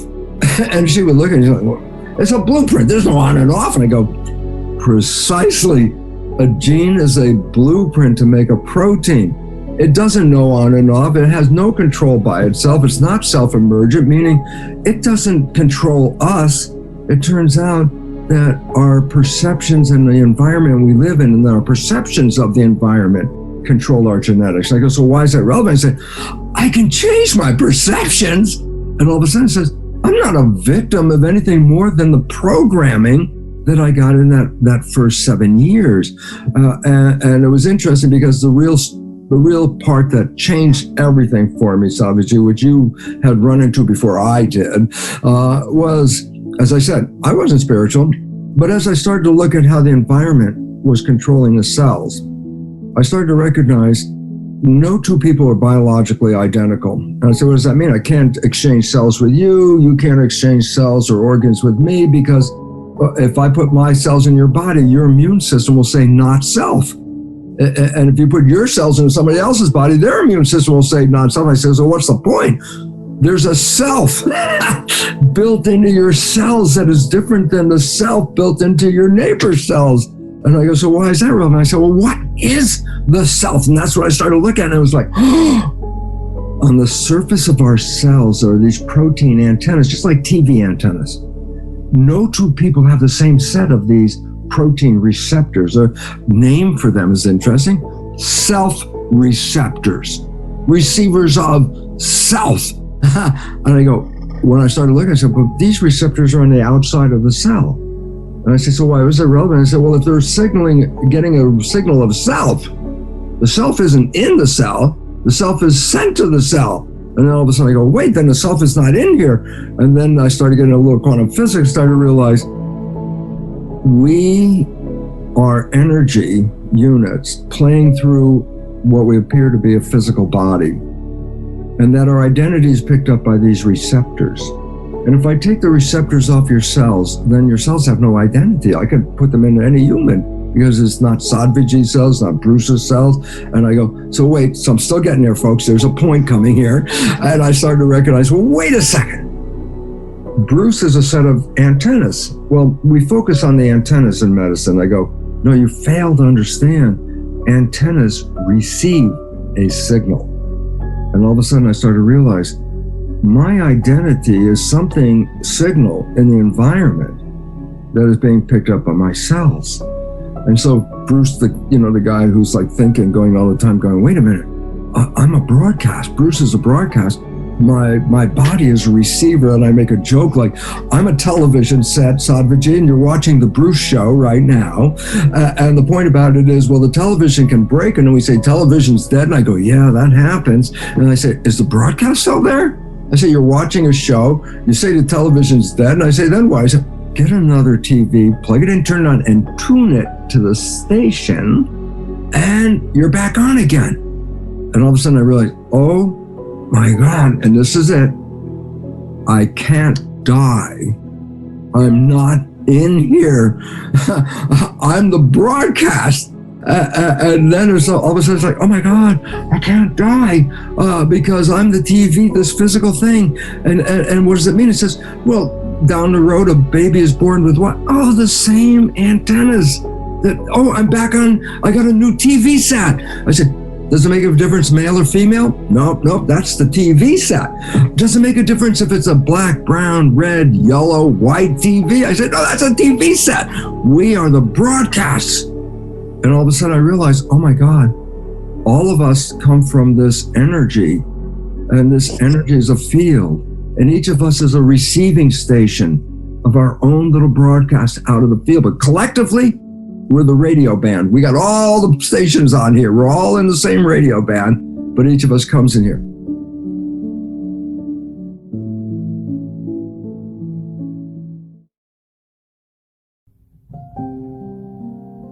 There is no dream that you can dream that the power that is God, regardless of what name you call it by, has not dreamed bigger for you.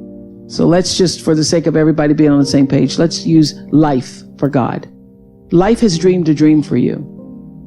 And your goal, your number one job is to figure out what that dream is and align yourself with the dream. Because the dream cannot come to you unless you're willing to meet it energetically in the same place. So if your energy is off, if you are not in flow with God's dream for you, with life's dream for you, if you are out of order, if you are out of sync, it cannot come to you. It will not come. Because the whole purpose of your life is to line yourself up with the purpose. And so if you are operating in fear, if you are operating in jealousy, jealousy will kill you. Any kind of anger or jealousy you have about anybody else. So here are a couple laws I have.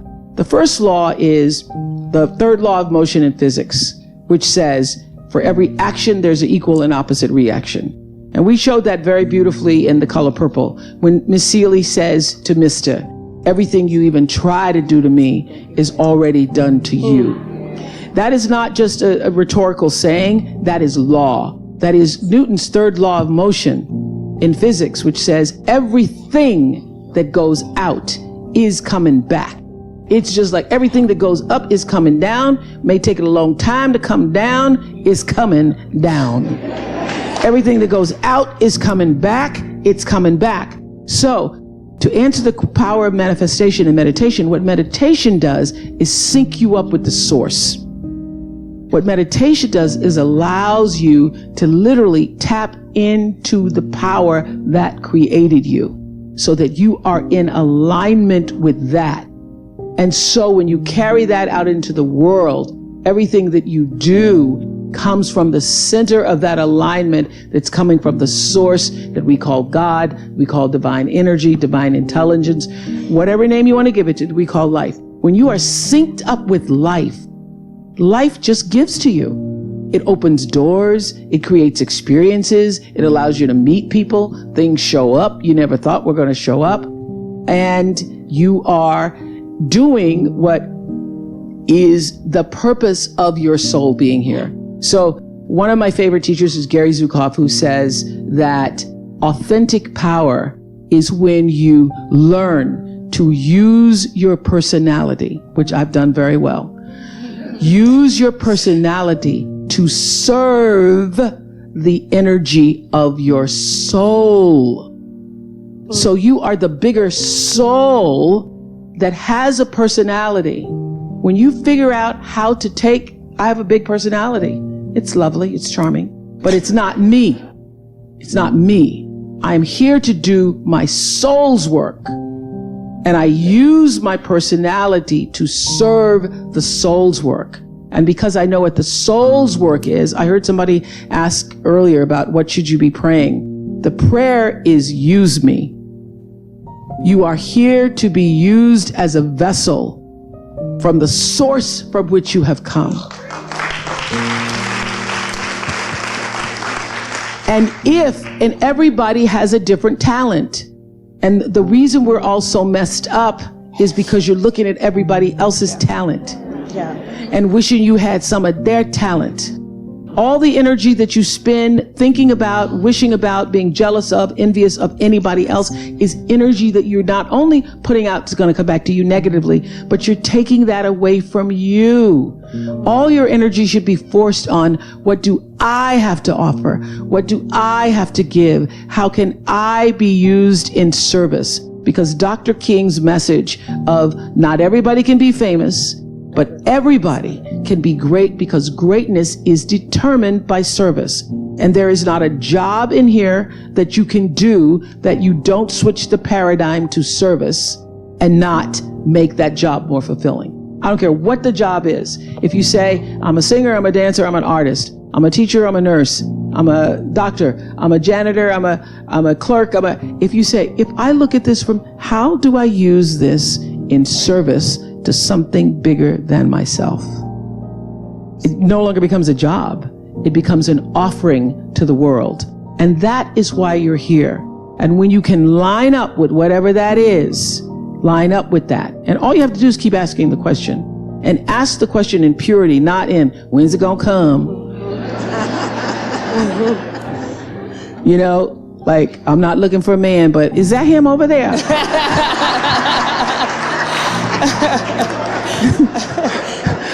I played that game. When you could do that, then it comes. It opens up. Don't you see that? I try to do it every day because if you don't, it's usually a more messed up day. Doesn't mean you don't get through life because a lot of people getting through life. It just means your life isn't as enhanced. And everybody who's afraid of meditation, don't even call it meditation. Don't call it that. Just say, I'm going to have, I have what I have a prayer chair. I have a prayer chair. And then I have just a place where I just go and be still. And the reason why people have so many struggles is because you're struggling against what is for you. You're pushing against it. So when you find that you're not moving forward, you need to stop and get still and say, what am I resisting? What am I pushing against? Because it can't come through if you push against it. It only comes through if you're in flow with it. And it just flows. It flows. And it cannot flow if you're afraid. My spiritual practice is stillness when I first awaken, allowing myself the moments of awareness and recognition that it is a magnificent thing to be a human being here and now. And the glory and beauty of that sustains and has brought me a peace that I cannot even explain. There is a richness and a wealth and a peace that goes beyond any material possession or award or acclaim or anything that you could acquire. The peace of knowing that there is a presence, a force field. I use the word God, but God often seems small compared to what I know it to be. That's really emanating and vibrating through all things, and that I am a part of that, which I call God. We live in a celebrity-obsessed world, don't we? Look at me. Notice me. The Tao teaches something completely the opposite. Listen to the 66th verse of the Tao. Water again. The sea stays low, and because the sea stays low, all of the rivers and all of the streams empty into it. Because it stays humble, because it stays in that place of just allowing everything to come to you. He was trying to teach us the important lesson of letting what we know is coming come to us. I practice this so much more now in my life than I did at one time. I can remember years ago, I had written a book called Your Erroneous Zones back in the 70s, and it stayed on the New York Times bestseller list for something like 27 months. And many weeks it would be number 1, and then it would go down to number 3, and then it would go to number 2, and down to 7, and all of that. And I was doing The Tonight Show in those days on a regular basis. And what you do is you call and find out where you appear on the bestseller list for the following week on Wednesday. So you call up on Wednesday, not for the Sunday coming up, but for the following week. And I called home, and my ego was pretty strong, and I was very much into a lot of notice me. I really believe that true nobility is not about being better than anyone else now. It's about being better than you used to be. And I think I'm better than I used to be. And I know that I'm better than I used to be in every quality or every characteristic that I hold to be valuable. But in those days, I was into notice me. And I called home, and I had trained my wife to call the New York Times. She had this special number that she could call, and with a certain code, and she could find out where I was going to appear on the bestseller list the following week. So I called her up and I said, where am I on the bestseller list next week? I was out in California doing something, and she said, you're not on the bestseller list. I said, what are you talking about? I was number 1 on the bestseller list last week. I said, even my voice changed when I said, what do you mean I'm not on the bestseller list? She said, you're not on the bestseller list. I'm sorry. She said, your book is on the bestseller list.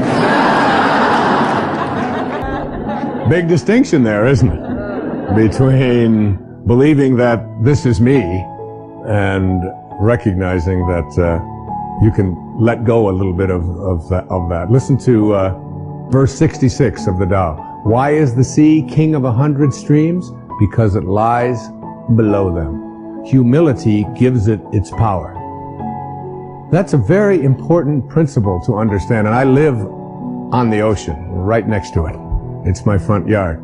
And always I watch it to learn something from this thing called the ocean, which is the most powerful source of life that we have on the planet. Without it, there's no life on this planet. And because it stays low, so what does this have to say to us? Do you have the capacity to get past that ego need to always be saying, notice me, look how important I am? There's been a proliferation of this lately with this celebrity silly stuff, isn't it? CNN is doing, full hour shows on silly little things about what happened to this particular celebrity or what happened to that celebrity, and the celebrity's never even done anything. And there's all of this talk about, and all of the new magazines I mean, and you go through an airport and you look on the newsstand and all the same photos, just with different magazines. I don't even know what the names of all of them are, but there's like this huge market now that we have for people to get into a state of notice me, notice me, notice me. And how much do we train our young people, particularly in our schools and so on, that the one who is the star is the one who gets the most attention. The one who is the most important and the most valuable is the one that has the most people liking them and so on. This constant obsession with needing to be noticed. When in fact, what I have found for myself is the happiest moments of my life are when I can do it low and slow and not have anybody out there even know what I'm doing. To be able to, I mean, Louise never would have advertised the fact of some of the things I talk about with her generosity. She does it anonymously. It's almost always done in those ways. No, look at me, look and notice me, how important I am and so on. So much to learn from that kind of wisdom, from that kind of inner connection to the Tao, the ability and the willingness to say, to do it anonymously, to say that you can just get done almost anything that you want to get done if you don't become obsessed with taking credit for it. Remember the movie The Magnificent Obsession? Movie made back, I think, in the 50s. And it was really about what was the magnificent obsession. It was the ability to be able to give anonymously. What is Alcoholics Anonymous? It is everybody stays anonymous. Nobody has a title. There's not even anybody in charge. There's no leaders of this. There's no president. There's no vice president. There's no organization. It's just, here's a group of people who just want to help other people whose lives are out of control. So here's a meeting place, and you come, and one day somebody will chair it, and then somebody else another day will chair it. And one of the things I found when I attend one of these meetings is that I feel, you'll see so many people who are downtrodden, who feel as if their life has passed them by, who look like they don't have any teeth, they haven't shaved, they're dirty, they're God in disguise. Mother Teresa was asked the question about what she does when she was in Calcutta, and she said, every day, I see Jesus Christ in all of his distressing disguises. All of his distressing disguises. That you can see this source, you can see the Tao, you can see it when, particularly in those who are the most obscure, the most isolated from everyone else. And whenever I go to one of those meetings and I hear people get up and they tell their stories, I feel there's so much presence of the source, of God, of spirit, of Lao Tzu, of Tao, whatever you want to call it, in one of those meetings than I've ever felt in any church. I've never felt the presence of it more. And I encourage you, any of you watching this right now, go to one of those meetings. You don't have to be an alcoholic. You don't have to. I'm not an alcoholic. I don't call myself an alcoholic. I was never out of control. I drank, but I wasn't out of control. But I still go to those meetings. I have people in my own family that have struggled with addiction, and I go with them and I sit there and I listen to those stories, and I get shivers down my back when I think about how beautiful it is to be in the presence of people. All they want to do is help each other. There's a movie called My Name is Bill W. James Woods played, and James Garner is in it. And his life just got totally out of control with addictions, totally out of control. And then he went to one of these meetings, and he began to realize, and he said, we can actually take these people, and all we have to do is love them. All we have to do is, and he's so excited about the concept of being able to go out there and offer it. And I keep referring to Louise because she's such a hero to me. There was a time back in the 80s when our president wasn't even able to say the word AIDS, was he? I mean, he could come on. And here was this lady who, before this thing became the worldwide phenomenon that it is, was having meetings in her own house and bringing these people, these downtrodden people who had been labeled outcasts in society, and offering them a place to learn how to love each other and to care for each other. This was long before there was any celebrity status associated with trying to end this horrible crisis. that our country has and our world has had. There was James Wood, so excited about the idea of we can create a place where we're anonymous. Nobody has to know anything about us. We don't have to say our names. We don't have to say anything. We just have to come there and we can help each other. And before that happened, everybody who got out of control with addictions, particularly with alcohol, would die. There was no cure. There was no cure. And where did they find their cure? They found it in being anonymous. They found it in being obscure. They found it in having no organization. They found it in having no elected representative. They found it in having no rules.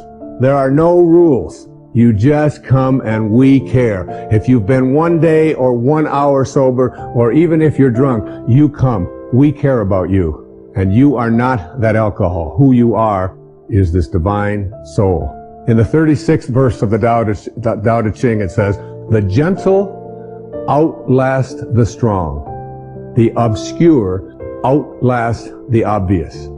Try to become a little more obscure, a little less interfering, a little less notice me, a little less, one of the specific kinds of things that you can do is just as you're about, when somebody else is talking, just as you're about to interject what you've been thinking about for the whole time, waiting for them to stop talking, just stop, to bite your tongue and say, "Tell me more."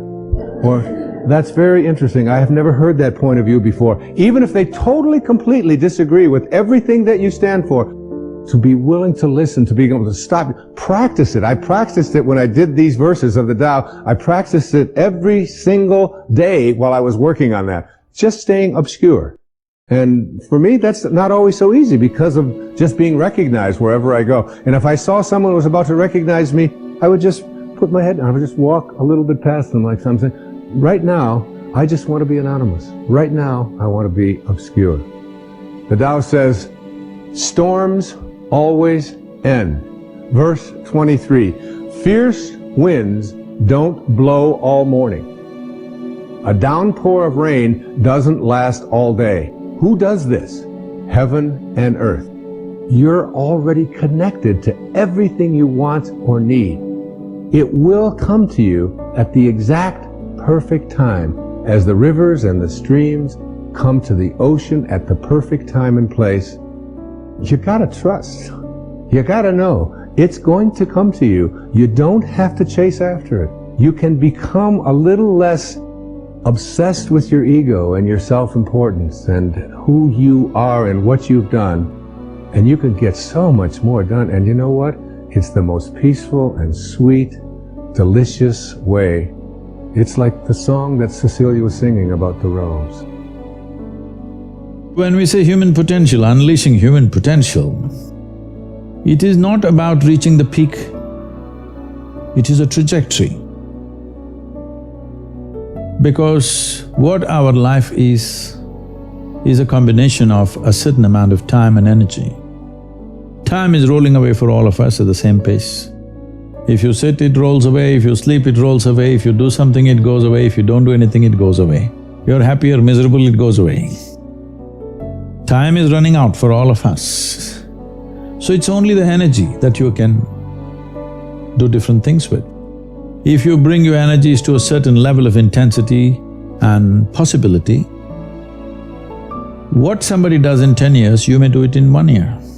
This means if you live here for 100 years, it feels like in people's impact that you've created, it feels like you lived here for 1,000 years, simply because you have managed your life energies in a certain way. So for me, a human being impactful means, how conscious have you become? This is very important. Because if you're in compulsive cycles, then your energy gets wasted in so many things. If you observe people in a day, let's take 24 hours, in that anyway most people by prescription in America they sleep for 8 hours So 8 hours means 1/3 of life is gone. In the remaining 2/3 they have to eat, they have to, shower, bathroom, this, that, all this, another 2-3 hours gone. So literally 50% of life is gone, daily basis, just for basic maintenance of this life. 50% of the time is gone in maintenance, remaining 50%, what they have If you look at every single move that they may make with their body, their thought process, their emotions, you will see a whole lot of it is happening in compulsive cycles. Or in other words, if you are little sensitive to life, you will realize you are the biggest issue in your life. So this is one thing that I'm trying to do with people, that you are never the issue in your life. I'm not the issue. My thought, my emotion, my body is never the issue. My thought, my emotion, my energy and my body are my instruments of function. They are not impediments in my life. But I would say for 90% of the human beings, their own body, then the compulsions of the body, the compulsions of their thought, the compulsions of their emotions are ruling them most of the time. The notion of the difference between pain and suffering I thought was very useful. See, pain is physiological, it's there. If there's no pain, most people would not even know how to protect themselves. See, just because there's no pain in this, see what all you have done to it. Isn't it? See, there's no pain in this, so that's why you took it off. If there's no pain in your nose, maybe you would have taken it off. Because there are many advantages. You will take in about 22% extra oxygen if you just remove this one thing, contraption.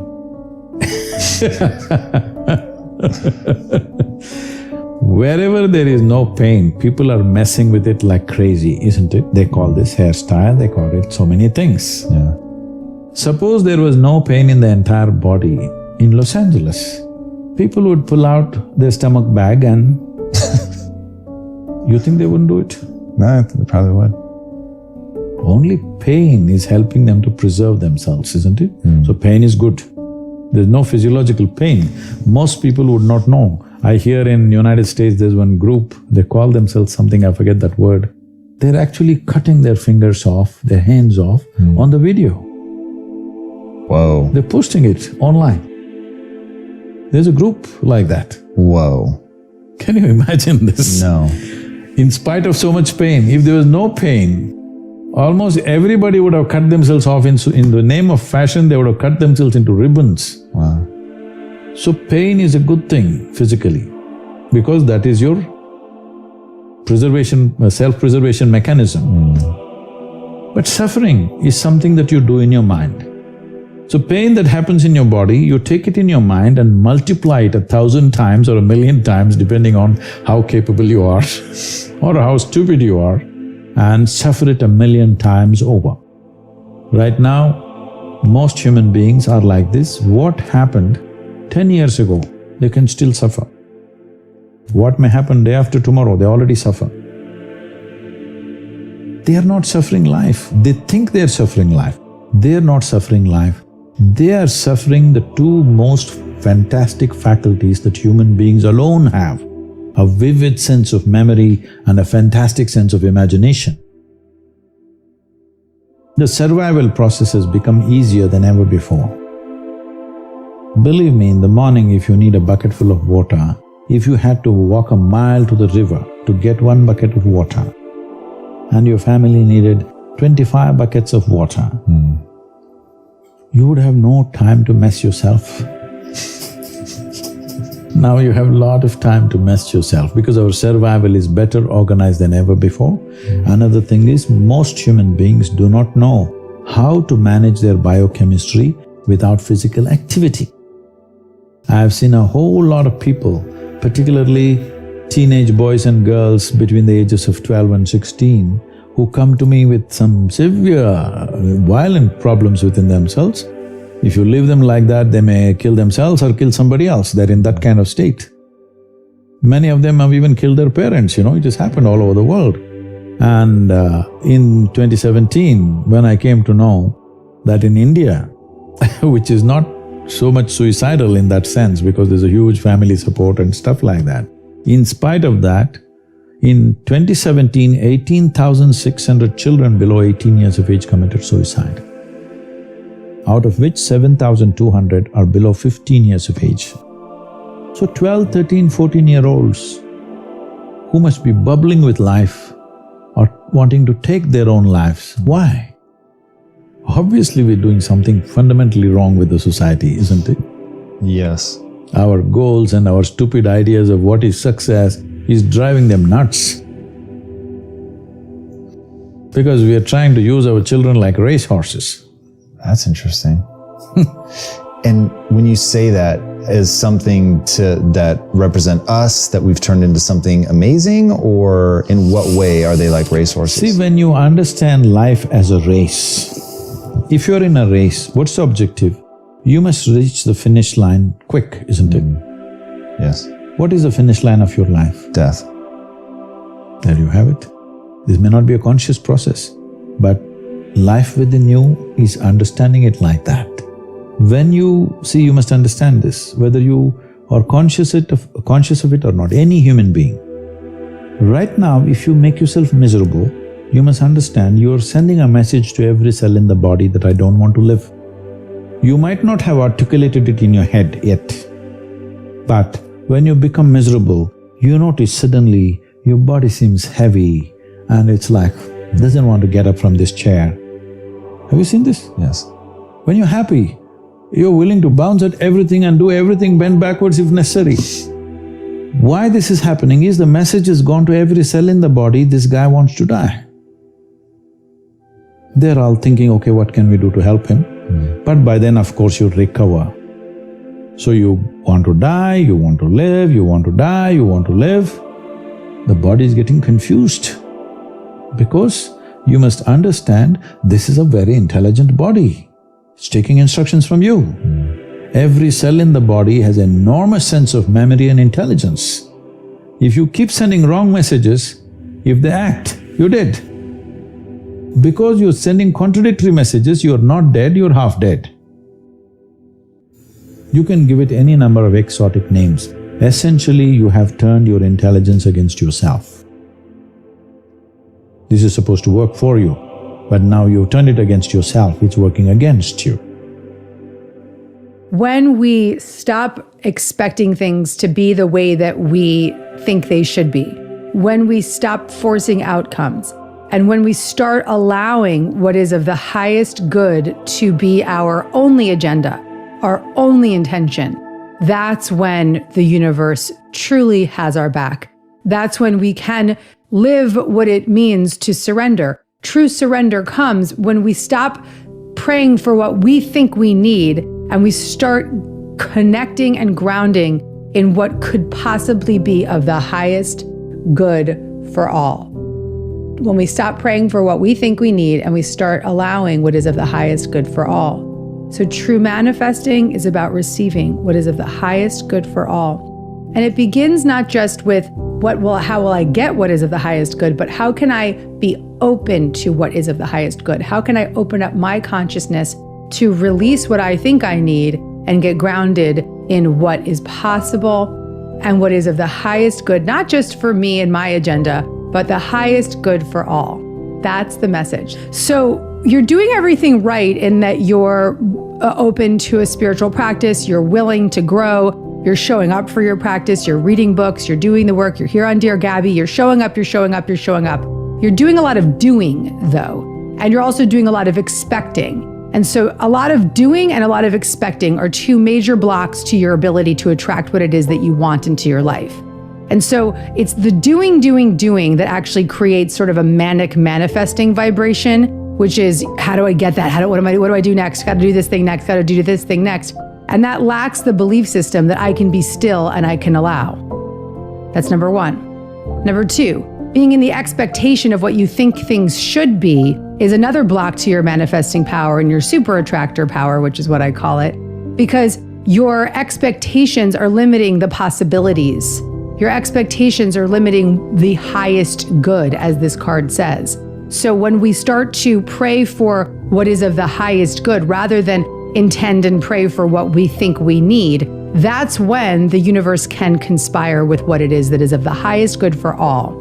So ultimately what's happening is all the doing is energetically blocking, and all the expecting is blocking the manifestation as well, because when you're in this tunnel vision of expectation, it should be this way, I should be further along, I shouldn't be here. What's happening is you're missing the opportunity to recognize where you are, how great things are in this moment, what is possible in this moment, the creative possibility in this moment, the exciting potential in this moment. You're blocking it. I want you to sit on your ass. I want you to stop doing. I want you to start being, which is what you also said. You're actually Dear Gabbying yourself. You said, I want to embody the feeling. I want to embody the emotion. The being is a presence. It's an energy. It's a state. It's not an action. True manifesting does require us to show up for our desires. You got to pick up the phone and then call a job interview, and you have to ask for the date, and you have to do whatever it is that you want to create. But ultimately, the greatest source of power that we have to attract what we want is how we feel. God shows us how to do this in the book of Genesis. The Bible says that God stepped out on nothing and said, let there be something, and let there be light, and there was light, and the evening and the morning was the first day. And guess what? No angels, no choir, no spouse, no friends, no person came along, nobody started dancing, no praise team came along and said, God clapped for himself. He said, and it was good. And it was good. It doesn't have to be finished to be good. Some of you wait too late to clap. You're not going to clap till it's finished, but you got to clap behind every accomplishment and celebrate every step. The steps of a good man are ordered by the Lord, and he delighteth in the way. And every time you take a step, you need to clap for that step, because at least I'm further than where I was. I may not be where I'm going, but I'm further than where I was. Am I talking to anybody this morning? And so you need to praise God for baby steps. Praise God for progress. Praise God for improvement. Celebrate within yourself and not be afraid to look yourself in the mirror and say, you did that well. You did that real well. You'll never be able to determine who you need in your life until you feel your own void. You'll choose somebody out of your pain, and then when you get well, you don't want them. On the other extreme, but equally as dangerous, but the antithesis of inferiority, is the assumption that what God has given to you requires nothing of you. You don't put anything into it. You just received it, you got it, you think it ought to be there. Anything you add to your life requires your attention. If you have a goldfish, you have to feed it. If you get a cute little puppy, you got to walk it. If you buy a car, you're going to need oil. If you buy a car, you're going to need gas. Anything you add to your life is going to require more of you. Stop adding more than you're willing to maintain. Say this word with me: no. Some of you have said yes so much because you assume that you are collecting whatnots to keep on a shelf, but in reality, you keep saying yes and not really taking care of what you already got. You keep adding more and more and more and more to your life, and then somewhere on some therapist's couch, you say, I'm overwhelmed, and I'm nervous, and I got anxiety, and I guess you do. To him whom much is given, much is required. This grandiose mentality that you have has led you to a place of utter frustration. You underestimate what greatness costs. This is a dangerous thing.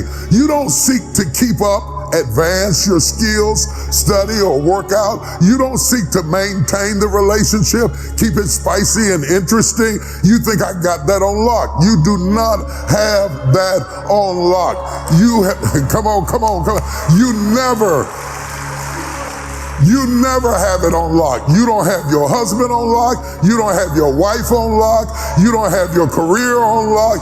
You don't have your child on lock. You don't have your mama on lock. You don't ever have anything on lock. That's why you got to celebrate people while you have them. You have to love them while you got them. You got to pour into them while they're there. You don't have it on lock. Somebody is after your job right now. Somebody's after your spouse right now. Somebody's after your house right now. Somebody's after your position right now. Never fall into complacency and think that you are so wonderful that your just being there is all that's required. No, no, no, no. Complacency will not do it. You have got to put some grind in it, some sweat into it, some work into it. That's why you don't need too many its. Because every it you take on is going to take something from you. It's going to give something to you, but it's going to take something from you. And there may not be enough of you to handle all the places you said yes to. And you've got to be able to evaluate, am I a pint-sized container with a gallon-sized appetite?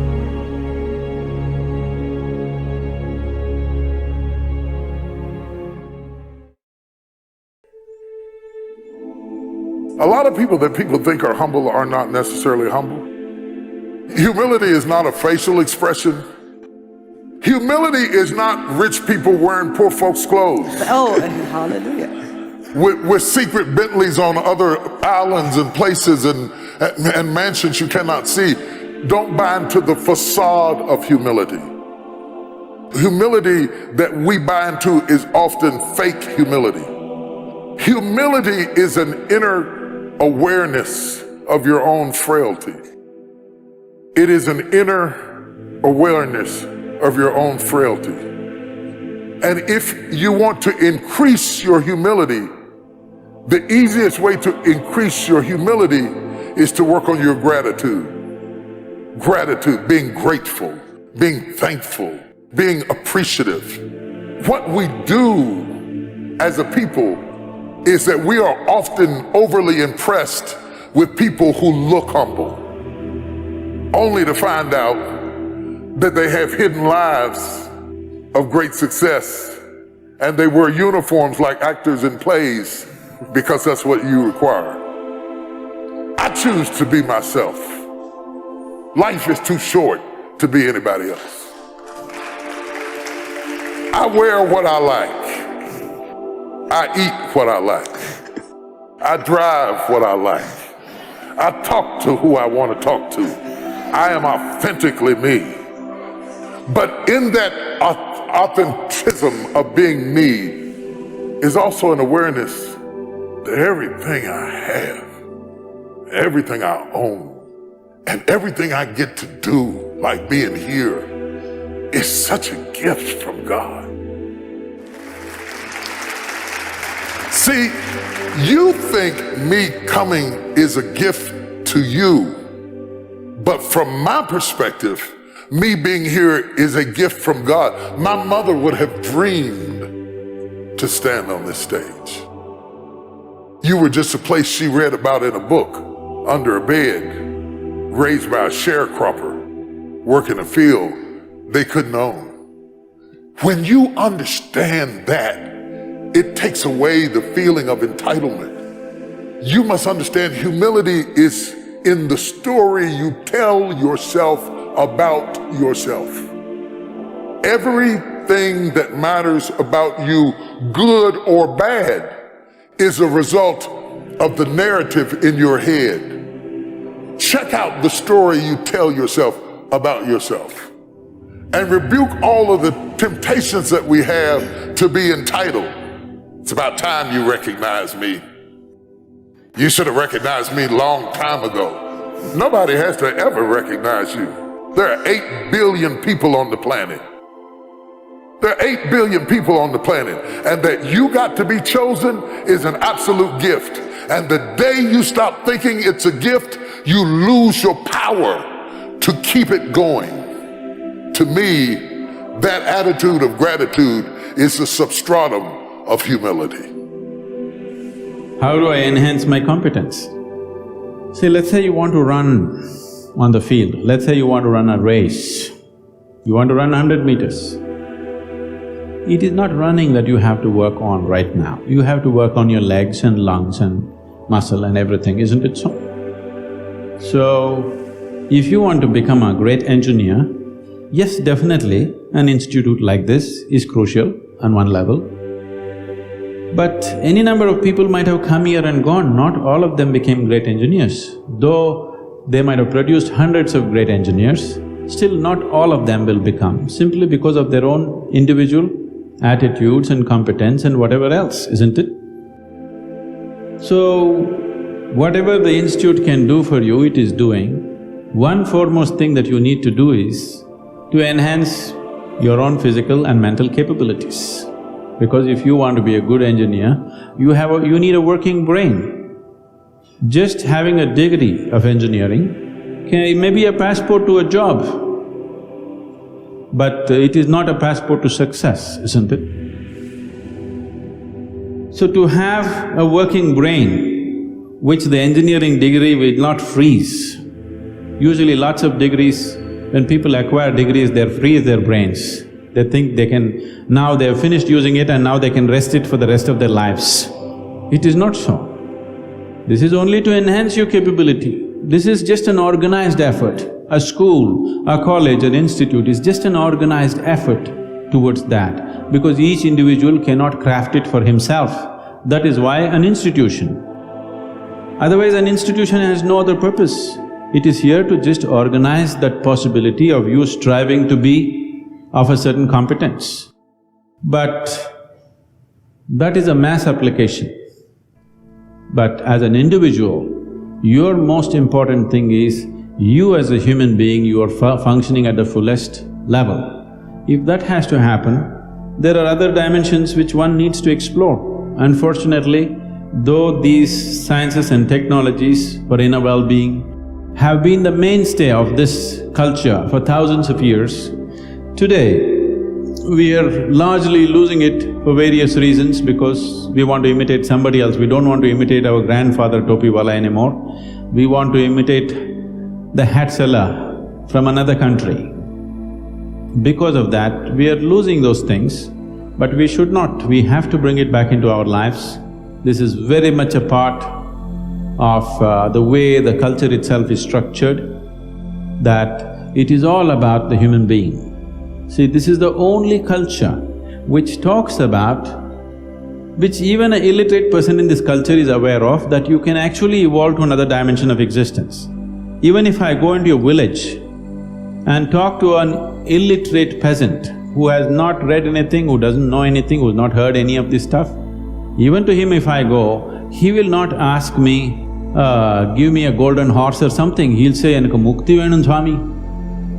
He's saying he wants ultimate liberation. Where did this fellow get this? Nowhere else on the planet this is possible. Nowhere else on this planet is it possible that an illiterate person is thinking that he can break his present dimension of existence and go to another place, whatever that place is. So, this was bred into our culture so deep, we should not lose it. It was not just the idea, there are technologies to become free. If you became free from the process of your body and the process of your mind, if you can sit outside of it and work it, you would work it brilliantly, do you understand? You would be able to use this body and use this mind only when you are able to not treat it as myself. These are powerful instruments in your life. These instruments can be employed the way you want it, only when you have an outside access to it.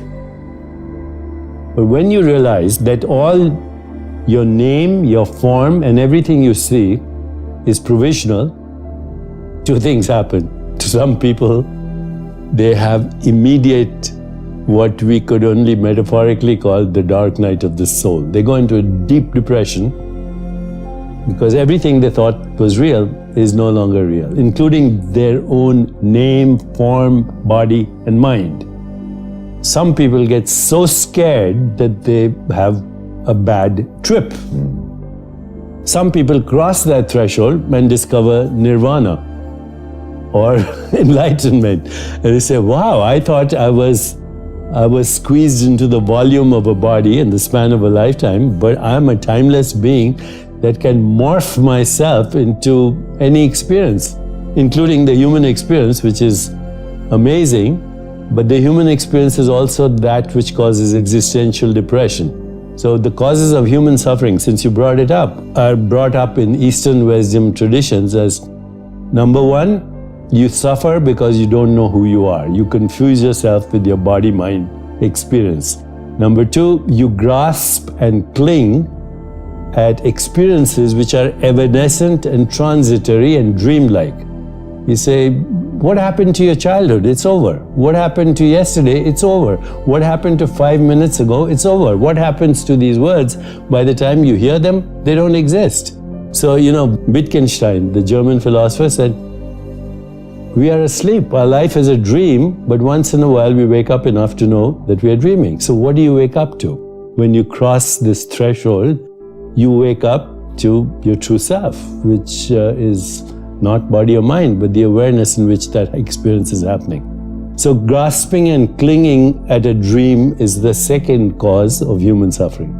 The third is being afraid of anything that's unpleasant, pain, abandonment, being treated by someone not respectfully. So that's, there's aversion to certain experiences. Third cause of suffering. Fourth is identifying, which is related to with your ego identity. And fifth is the fear of death. Now they're all connected. They're all the same fear. And they are not knowing who you are. This is the biggest question that humans or everybody should be asking. Who am I? What am I? Am I the changing experience of this body, which is a perceptual activity? Am I the experience of the changing mind or the changing personality? Because you don't have the same personality when you were a kid or maybe even 10 years ago. What is it at the basis of this? When you start that reflective self-inquiry, ask yourself, who am I? What do I want? What is my purpose? What am I grateful for? Go into the stillness of meditation, you have what wisdom traditions have called revelation, revealed truth. Now, that sounds very grand. I would say just call it insight. Meditation, mindfulness, awareness of body, awareness of mind, awareness of mental space, awareness of the web of relationship, awareness with that which we call the universe. It leads you ultimately to the awareness of awareness. And when you discover that, that's nirvana.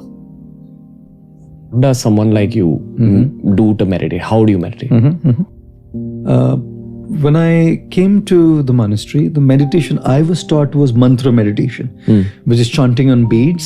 So I chant a mantra. And as I began the process, I realized how challenging it was to be present into the sound of the mantra and to be totally in a space, in a zone of thoughtlessness where there's nothing bothering your mind and you're completely present and listening to the sound and totally absorbed, in the sound.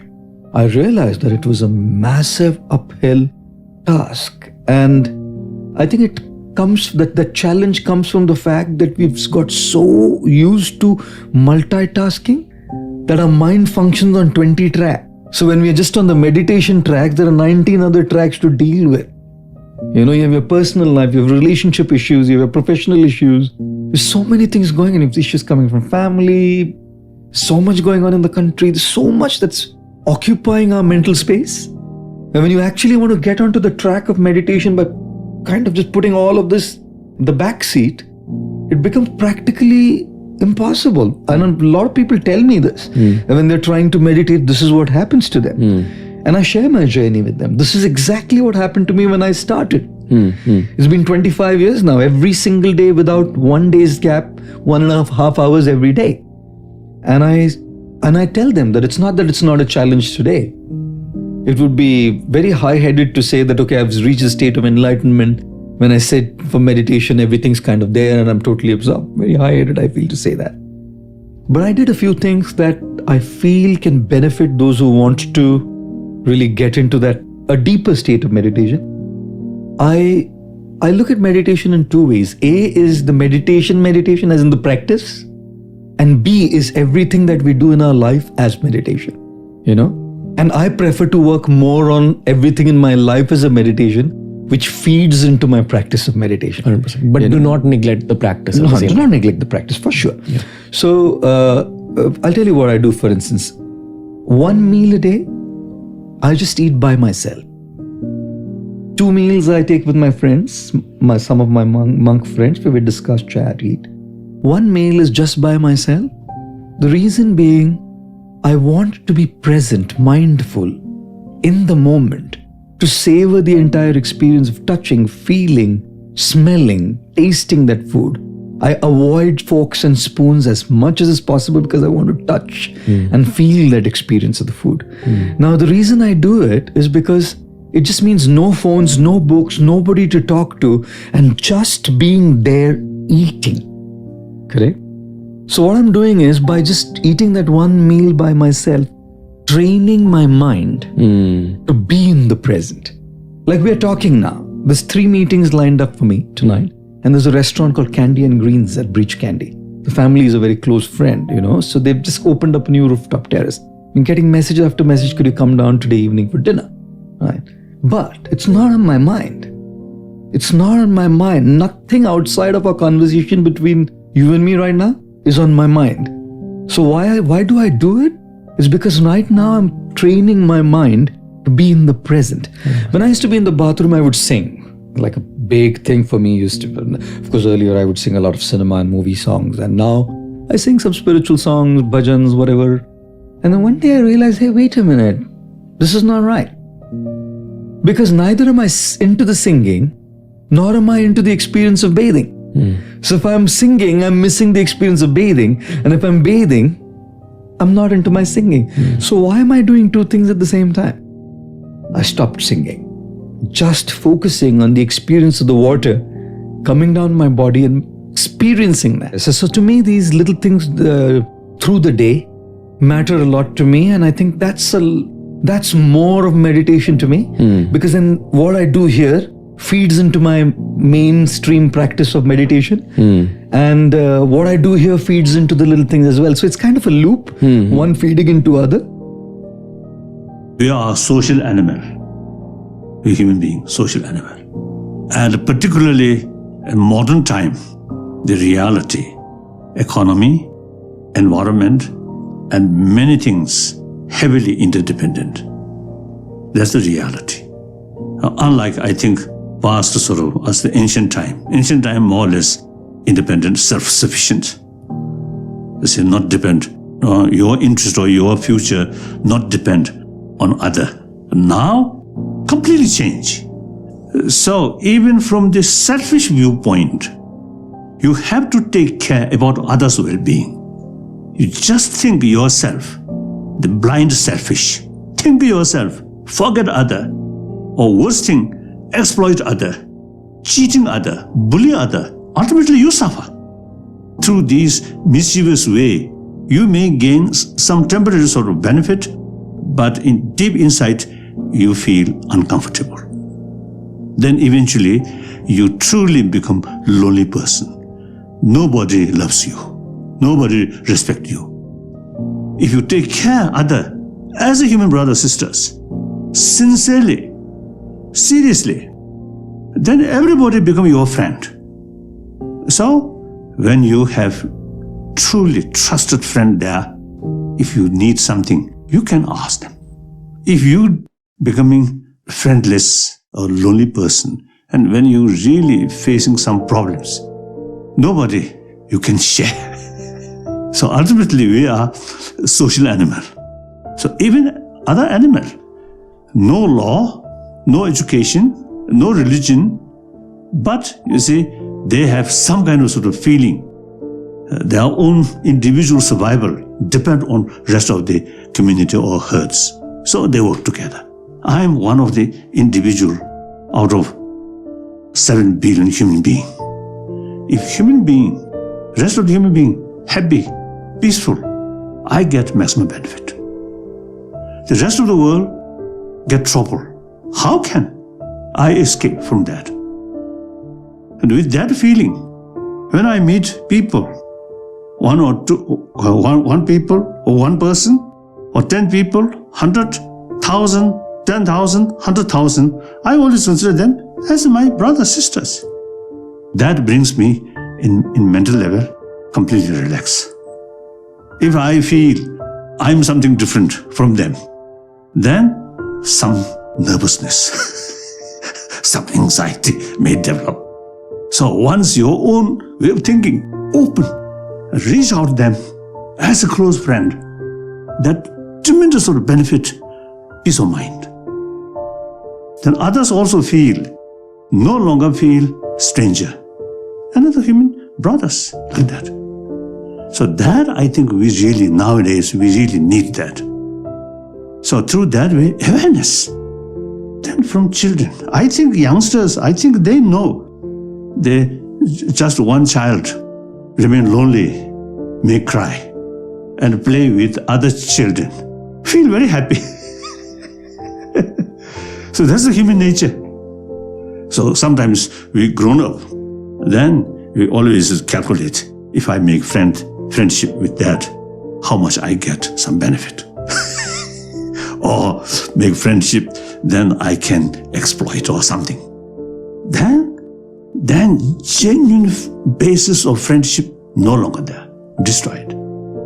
Basis of genuine friendship is trust. Trust depends on openness. Like that. So through these things we can train. And then mental level, no matter what, your physical level, busy. But mental level, always calm, restful, relax. Immense benefit for your health. So mental health, body health, very close link. So the ultimate source of mental health is warm-heartedness. That's my belief. Maybe wrong. My friend have to research more research work.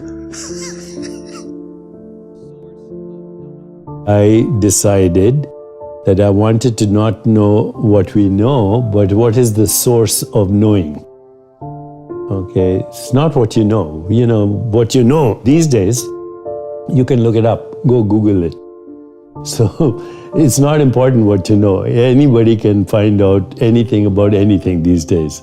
I can look up how many galaxies there are in the universe, or how does epigenetics work, or how does the brain function. That's not the key to creativity. To creativity and higher consciousness is, how do you know what you know? What is the source of knowing and experience? What is it that knows the experience of the body? What is it that knows the experience of the mind? What is it that knows the experience called the color red? And where is that experience happening? When you go past your ego identity, there's a bigger identity that is so huge, it's incomprehensible. It can't even be described. And there's a freedom and a joy that comes from that. And I had glimpses of that, but this period of intense stillness. And by the way, since then, I've kept a week of silence every year. Sometimes I do more. And that week of silence, usually in September, I do every year, just to go back to the taste of timeless being, instead of our ego identity, which we keep polishing every day now, especially these days with social media and books and promotions and you name it. Reality is one wholeness. It includes all subjects, all objects, and all modes of knowing. What we have access to is a human mode of knowing. In my book, Metahuman, I talk about the butterfly, the painted lady, who smells the world through her antenna. Okay. Tastes the world through her feet. Sees the world with 30,000 lenses that move like a kaleidoscope. Okay. Hears the world through her wings. What is reality to that little species? Some insects see the world 360 degrees, okay, because they have these what we call complex eyes with multiple lenses. You can only see within a certain range, but there are insects that can see 360 degrees. So what is reality?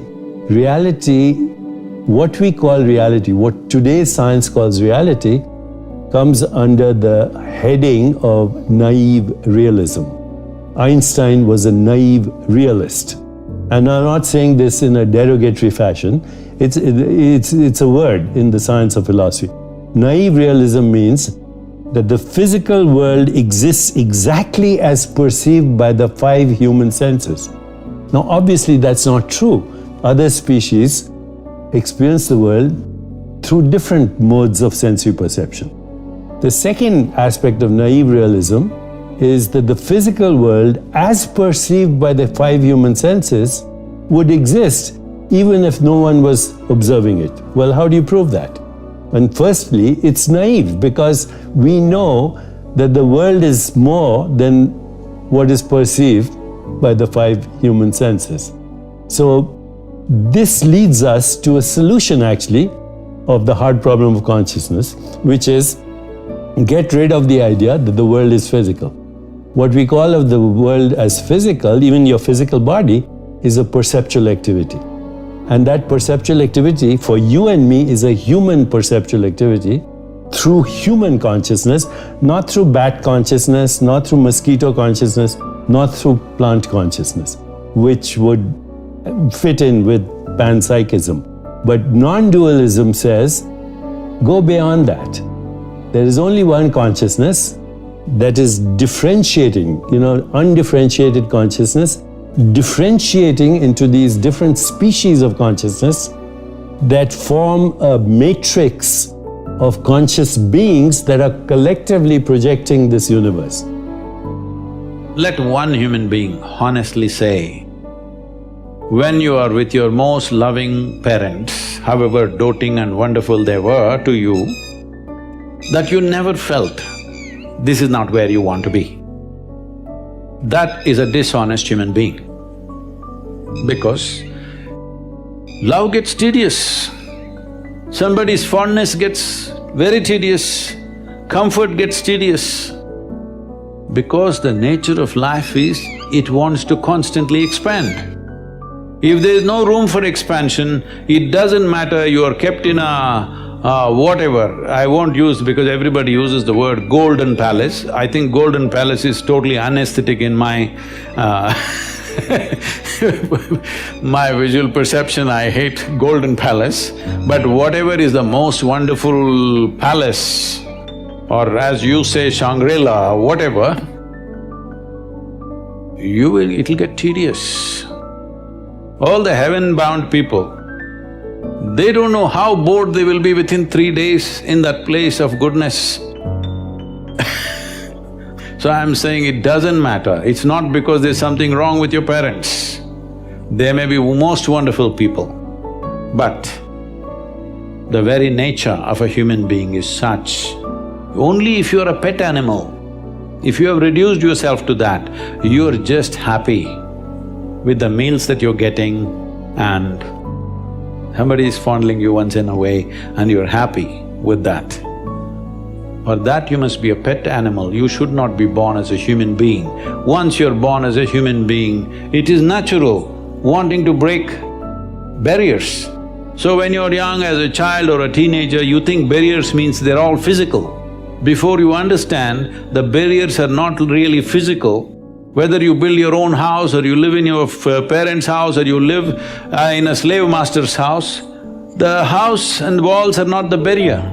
It is all within us. Before you realize that, or how soon you realize that, will lead to either transformation or frustration. I would say there's literally no human being who's not confronted with a thought and an emotion like that, but they manage to brush it aside. It doesn't bother them enough. The pain of not knowing doesn't tear them, that's the whole problem. They come to terms with ignorance, they make a deal with ignorance. They will build relationships where everybody will confirm this is the best way to live. Of comfort, companionship, love, affection. These are all things you're seeking. I know a whole lot of people have raised human emotions to heavens. If you say love, they say divine love. If you say joy, they say divine joy. If you say bliss, they say divine bliss. You don't need any God's help to be joyful, loving, peaceful. As a human being, you're endowed with these qualities. So all those who deprived themselves of that, they either seek God or they settle for a dog. Yeah, usually.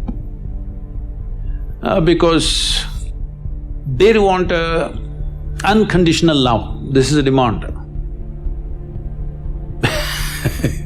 Because the nature of love is such that it's like a flower, if you don't watch it for 2 minutes, it'll fall. It'll wither and fall right there.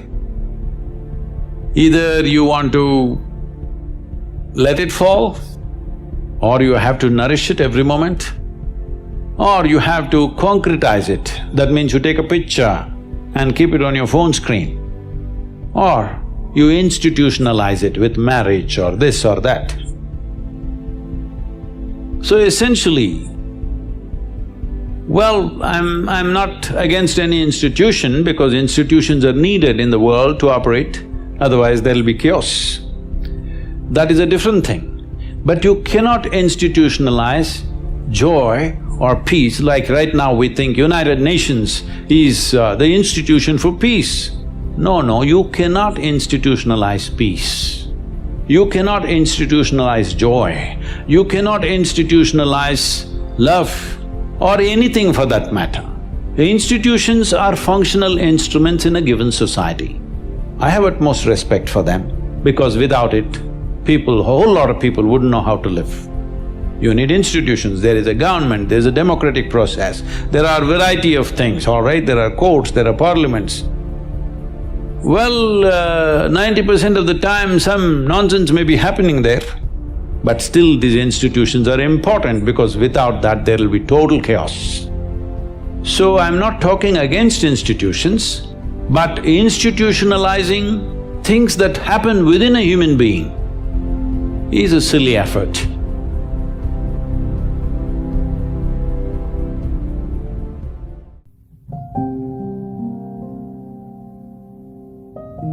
You say the ego is destined to dissolve. How so? Well, first we need to see clearly what the ego is, because sometimes people use that word and they mean different things. Yeah, they just mean you're being arrogant or… That's right. Yes. It's a much wider thing. It's not just being selfish or being arrogant or thinking yourself superior. That's a small aspect of ego. Ego is basically a self-identification with the stream of thinking. So that collectively, I would say the beginning of ego is actually described at the beginning of the Old Testament, where there is the famous story of the apple, which everybody knows, even non-Bible readers.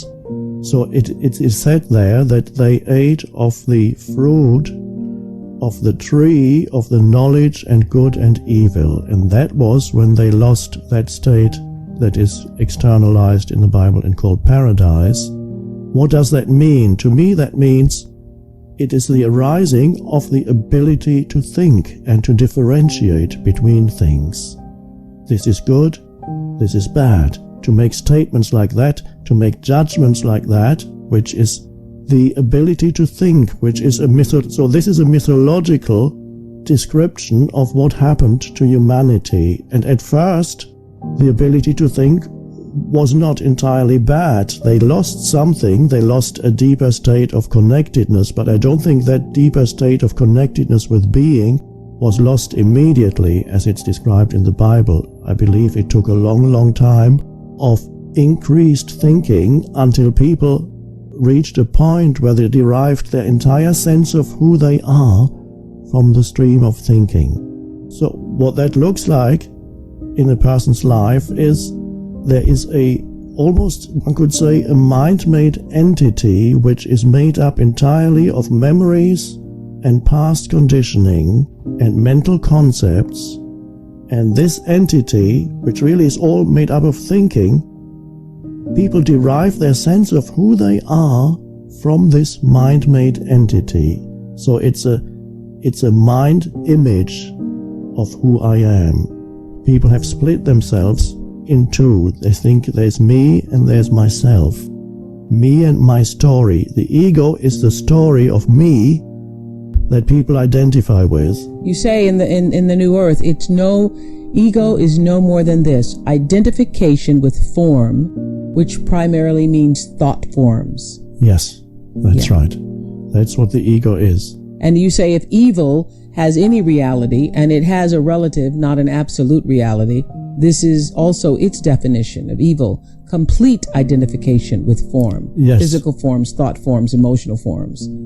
That's right. And that this results in a total unawareness of my connectedness with the whole, my intrinsic oneness with every other, as well as with the source. And this forgetfulness is original sin, suffering, or delusion.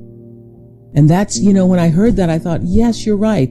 For every evil act we've ever heard described, or when we think of people as, doing sinful things, it is because of a complete and utter disconnection, a lack of understanding that I am that person that I am attempting to violate. I am that which I am jealous of. I am that. Yes. It means you cannot sense the aliveness anymore that is in the other person. So you have desensitized yourself to the aliveness. Now, you can only do that if you've already done this to yourself, because by living through mental definitions of who you are, you desensitize yourself to the deeper aliveness of who you truly are beyond thinking. Okay. So you become, what arises then is a conceptual identity. I'm this, that, or the other. And then once you are trapped in your own conceptual identity, which is based on thinking and image making by the mind, on your past, then you do the same to others. And this is the beginning of that is always when you pronounce judgments on another person, and then you believe that judgment to be the truth, calling people, attaching labels to people. That's the beginning of desensitizing yourself to who that human being truly is. I'm having a conversation here with Eckhart Tolle, who is author of The Power of Now, of course, and A New Earth, Awakening to Your Life's Purpose. So if you are not your story, and most people, I do believe, think that they are. We live in a world where people believe I am my story. I, was born in this family, and this is where I was raised, and these are the things that happened to me, and this is what I did.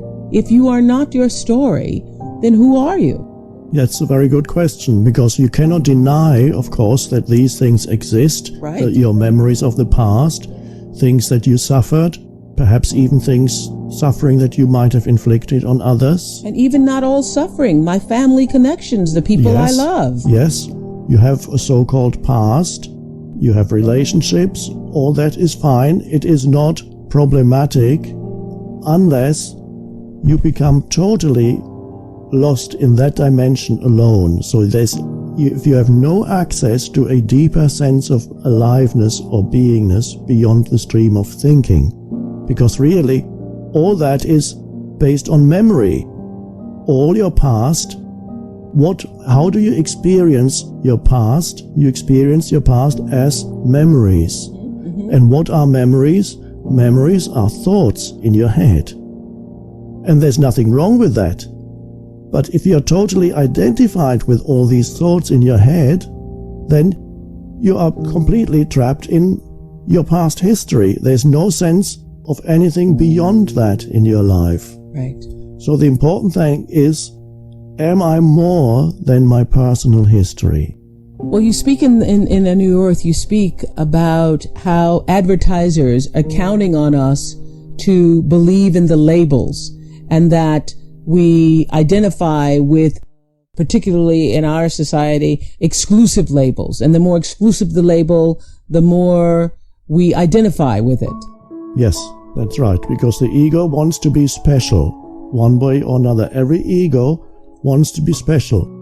And if the ego cannot be special by being superior to others, the ego would also be quite happy with being specially miserable. So you may have seen witnessed people who are saying, one person says to the other, I have a headache. The other person says, you have a headache? I've had a headache for weeks. So people actually compete, who is more miserable, you or me? That's another, it's just the ego that does that is just as big as the ego that says, I'm superior to you.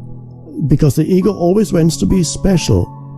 So if you recognize in yourself that unconscious need to be special, then you're already half free, because when you recognize all the patterns of the ego, and specialness is one pattern of the ego, another pattern of the ego, it wants to be right all the time. Another pattern of the ego is it actually needs, it loves conflict with others.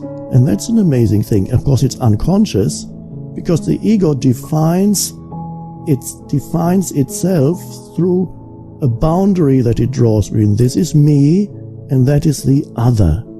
And that's an important word, because the ego needs to emphasize the otherness of the other person. And that happens on a personal level when people are suspicious of other people's motives and so on. And there's a need for enemies, which is deeply built into the ego. The ego needs enemies because it defines itself through emphasizing the otherness of others. And nations do it, religions do it. The believer, if you identify with one particular religion, and for many people religion is only a mind structure, not in its deepest sense, but for many people a religion is an ideology that they identify with, and then they need the non-believer, the other, because by having the other, they feel their own sense of identity more strongly. Right. And they need the other in order to feel their own sense of identity. Yes. More strongly. Yes. The story we tell ourselves is how we perceive the world. And so then when we create the difficulties in our life, it reaffirms the belief that life is hard, that it's really someone out there that's doing it to us, that it's a circumstance in the past that created this. Okay, let's take away the person that did it. Let's shoot him to the moon. Let's erase your past. Now, what are you going to do now? You still got to do something, right? You're still alive. And I say we already know how to do this. We already know how to do this. We're wired to be creators. We're wired to do this. The thing that stops us, for the most part, in doing it is really the hormones of stress, because living in stress constantly is living in survival, and living in survival is living in emergency. In an emergency, it's not a time to create. In an emergency, it's not a time to open your heart. It's not a time to learn. It's not even a time to sit still. So most people then that are living in stress and living in survival, they can't believe in a future yet because it's not a time to create. So getting people to that point where they make up their mind, and they make up their mind enough to begin to think, there's got to be a better way. There's got to be something else. That awakening process typically happens when people reach their lowest denominator. They hit rock bottom, because then they can see themselves through the eyes of somebody else. You feel so altered, you're not returning any texts. You feel so altered, you don't want to go to dinner with your buddies. You feel so altered, you don't want to watch your favorite TV show. You're just disconnected. And that's when you start observing yourself. But my message is, why wait for that? I mean, you can learn and change in pain and suffering, or you can learn and change in joy and inspiration. If you're waking up every morning being defined by a vision of the future instead of the memories of the past, and you get up and you're inspired from an elevated self now instead of a limited self, you could observe the old self from an elevated state instead of that diminished state. And people are doing that. So they are aware of those thoughts. And yes, it takes effort. And if it was easy, everybody would be doing it. But just because you have a thought doesn't necessarily mean it's true. And when you start looking and observing those thoughts, I think you are like Gandalf, because Gandalf also said, you may not pass. When he meant like that kind of severity when it comes to how we make up our mind about things. That's the kind of energy or intention that begins to create the biggest volume of change in our life. And I've interviewed thousands of people in our work that have healed from really serious health conditions. And I would say about 90% of them, when I ask them, so what happened? The first thing they say all the time is, I just made up my mind. I just made up my mind I was going to do this. And they made a decision with such firm intention that the amplitude of that decision carried a level of energy that was greater than the hardwired programs in their brain and the emotional conditioning in their body. And the choice that they made caused their body to respond to a new mind. In fact, the choice they made became a moment that they would never forget. It was an event, and the stronger the emotion they felt, the more they paid attention to the choice. And in a sense, they were remembering their future. And the body emotionally was getting a sampling, a taste of the future. And they are aligned to that future, and that's when the body's healing began. That's when the miracle started, right in that moment. That's how powerful we really are. Now, what if you did that every day? What if you made up your mind every single day you weren't going to get up from your meditation until you were that person you wanted to be? Game on now. Because you'd have to do battle with all the things that are not consistent with it. And that's exactly how our brain works. So then, if you want to be wealthy, you can't feel lack. You want to be a master, you can't judge your coworker. You want to be like somebody great in history, then you better execute peace in every area of your life. That's the law. So you take the prayer out on the road now. You take the prayer, you're the living example of the prayer. That's where it matters the most. And that's when people start getting suspicious and say, Sean, man, did you change your medication? I mean, you're looking way too happy all of a sudden. Well, you're not relying on anything outside of you to bring you joy. You're overcoming yourself every day. And people say to me, well, why do you do your meditations in the morning? I always say, easy. Because if I can overcome myself at the beginning of the day, the rest of the day is easy. Because that's the biggest mastery, right? Is the self. If you go outside in the garden and try to catch an ant, the BHU ant, who is born here, who's grown up here, and probably he'll die here, that BHU ant, if you try to catch him, he'll say, okay, to hell with my life, okay, crush me if you want. Is it so? He'll do everything to protect himself. He values his life, isn't it? Very much or no? Tiny little creature that we may not even notice. We may step on him without even seeing him, unfortunately. But he values his life immensely. Does he or no? He's got spark.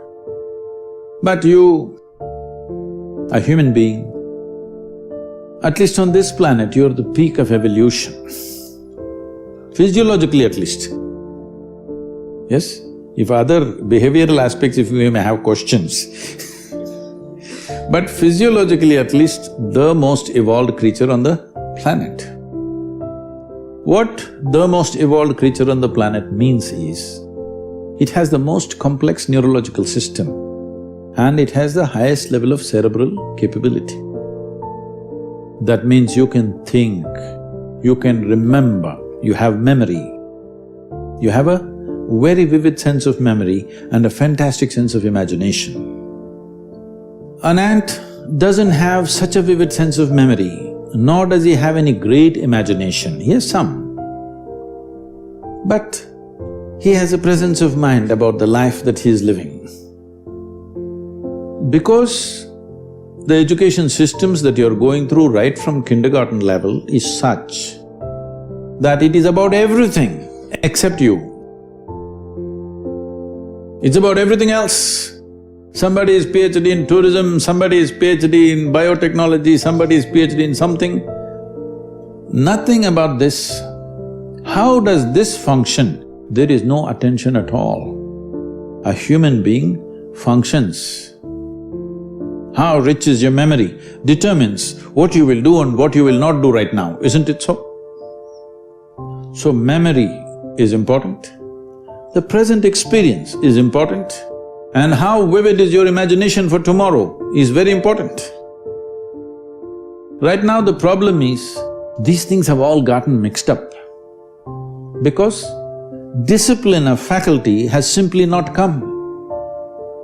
Nothing has been taught to our children that there needs to be… Discipline means people think English kind of discipline, walking like this like idiots. Discipline of faculty is not there. Because of this, your own mind turns against you. What happened 10 years ago, you still suffer? Hello? What may happen day after tomorrow, you already suffer? Because there's no discipline of faculty. You don't know how to use your memory. You don't know how to use your imagination. Your memory makes you suffer, your imagination makes you suffer, and you think you're suffering your life. You are not suffering your life. You're only suffering the two greatest faculties of being human, vivid sense of memory and a fantastic sense of imagination, isn't it so? If you suffer the greatest faculties that you have, what can we do with you? If you suffer an ailment, understandable. If you suffer a disability, understandable. If you suffer your ability, hopeless case. Yes or no? You're suffering your capabilities. If you're suffering your disability, it's all right.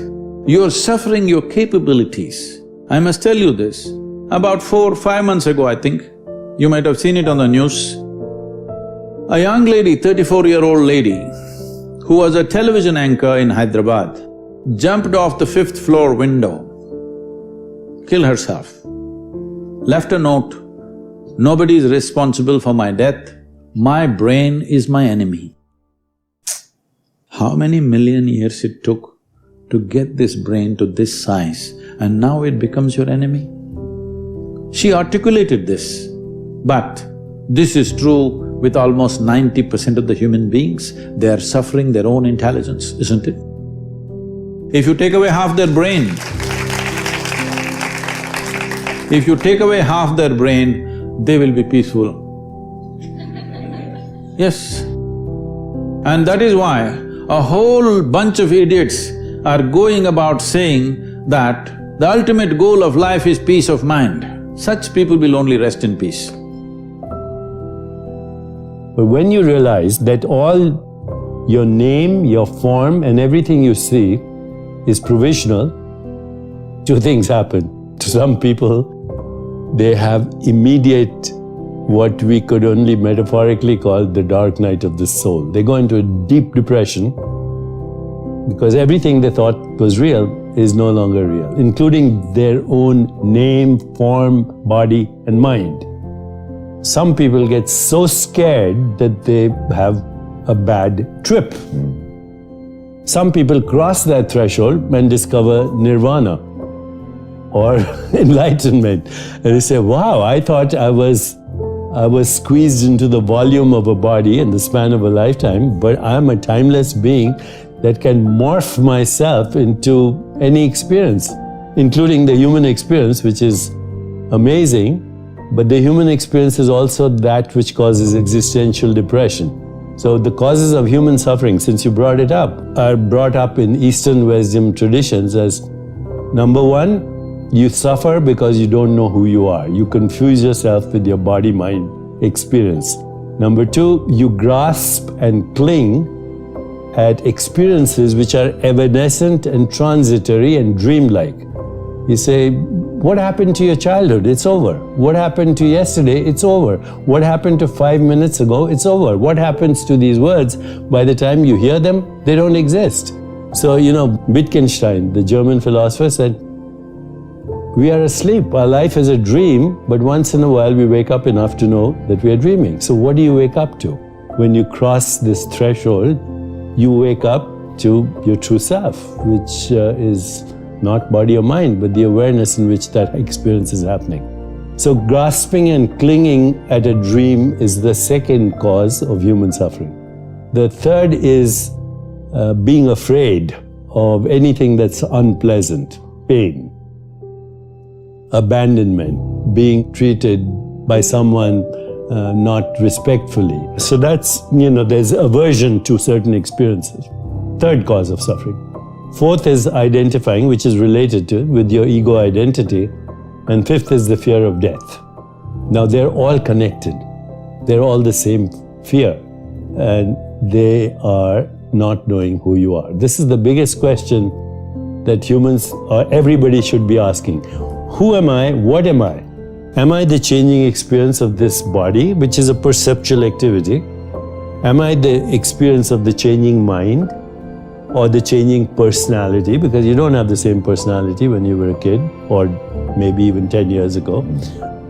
What is it at the basis of this? When you start that reflective self-inquiry, ask yourself, who am I? What do I want? What is my purpose? What am I grateful for? Go into the stillness of meditation, you have what wisdom traditions have called revelation, revealed truth. Now, that sounds very grand. I would say just call it insight. Meditation, mindfulness, awareness of body, awareness of mind, awareness of mental space, awareness of the web of relationship, awareness with that which we call the universe. It leads you ultimately to the awareness of awareness. And when you discover that, that's nirvana.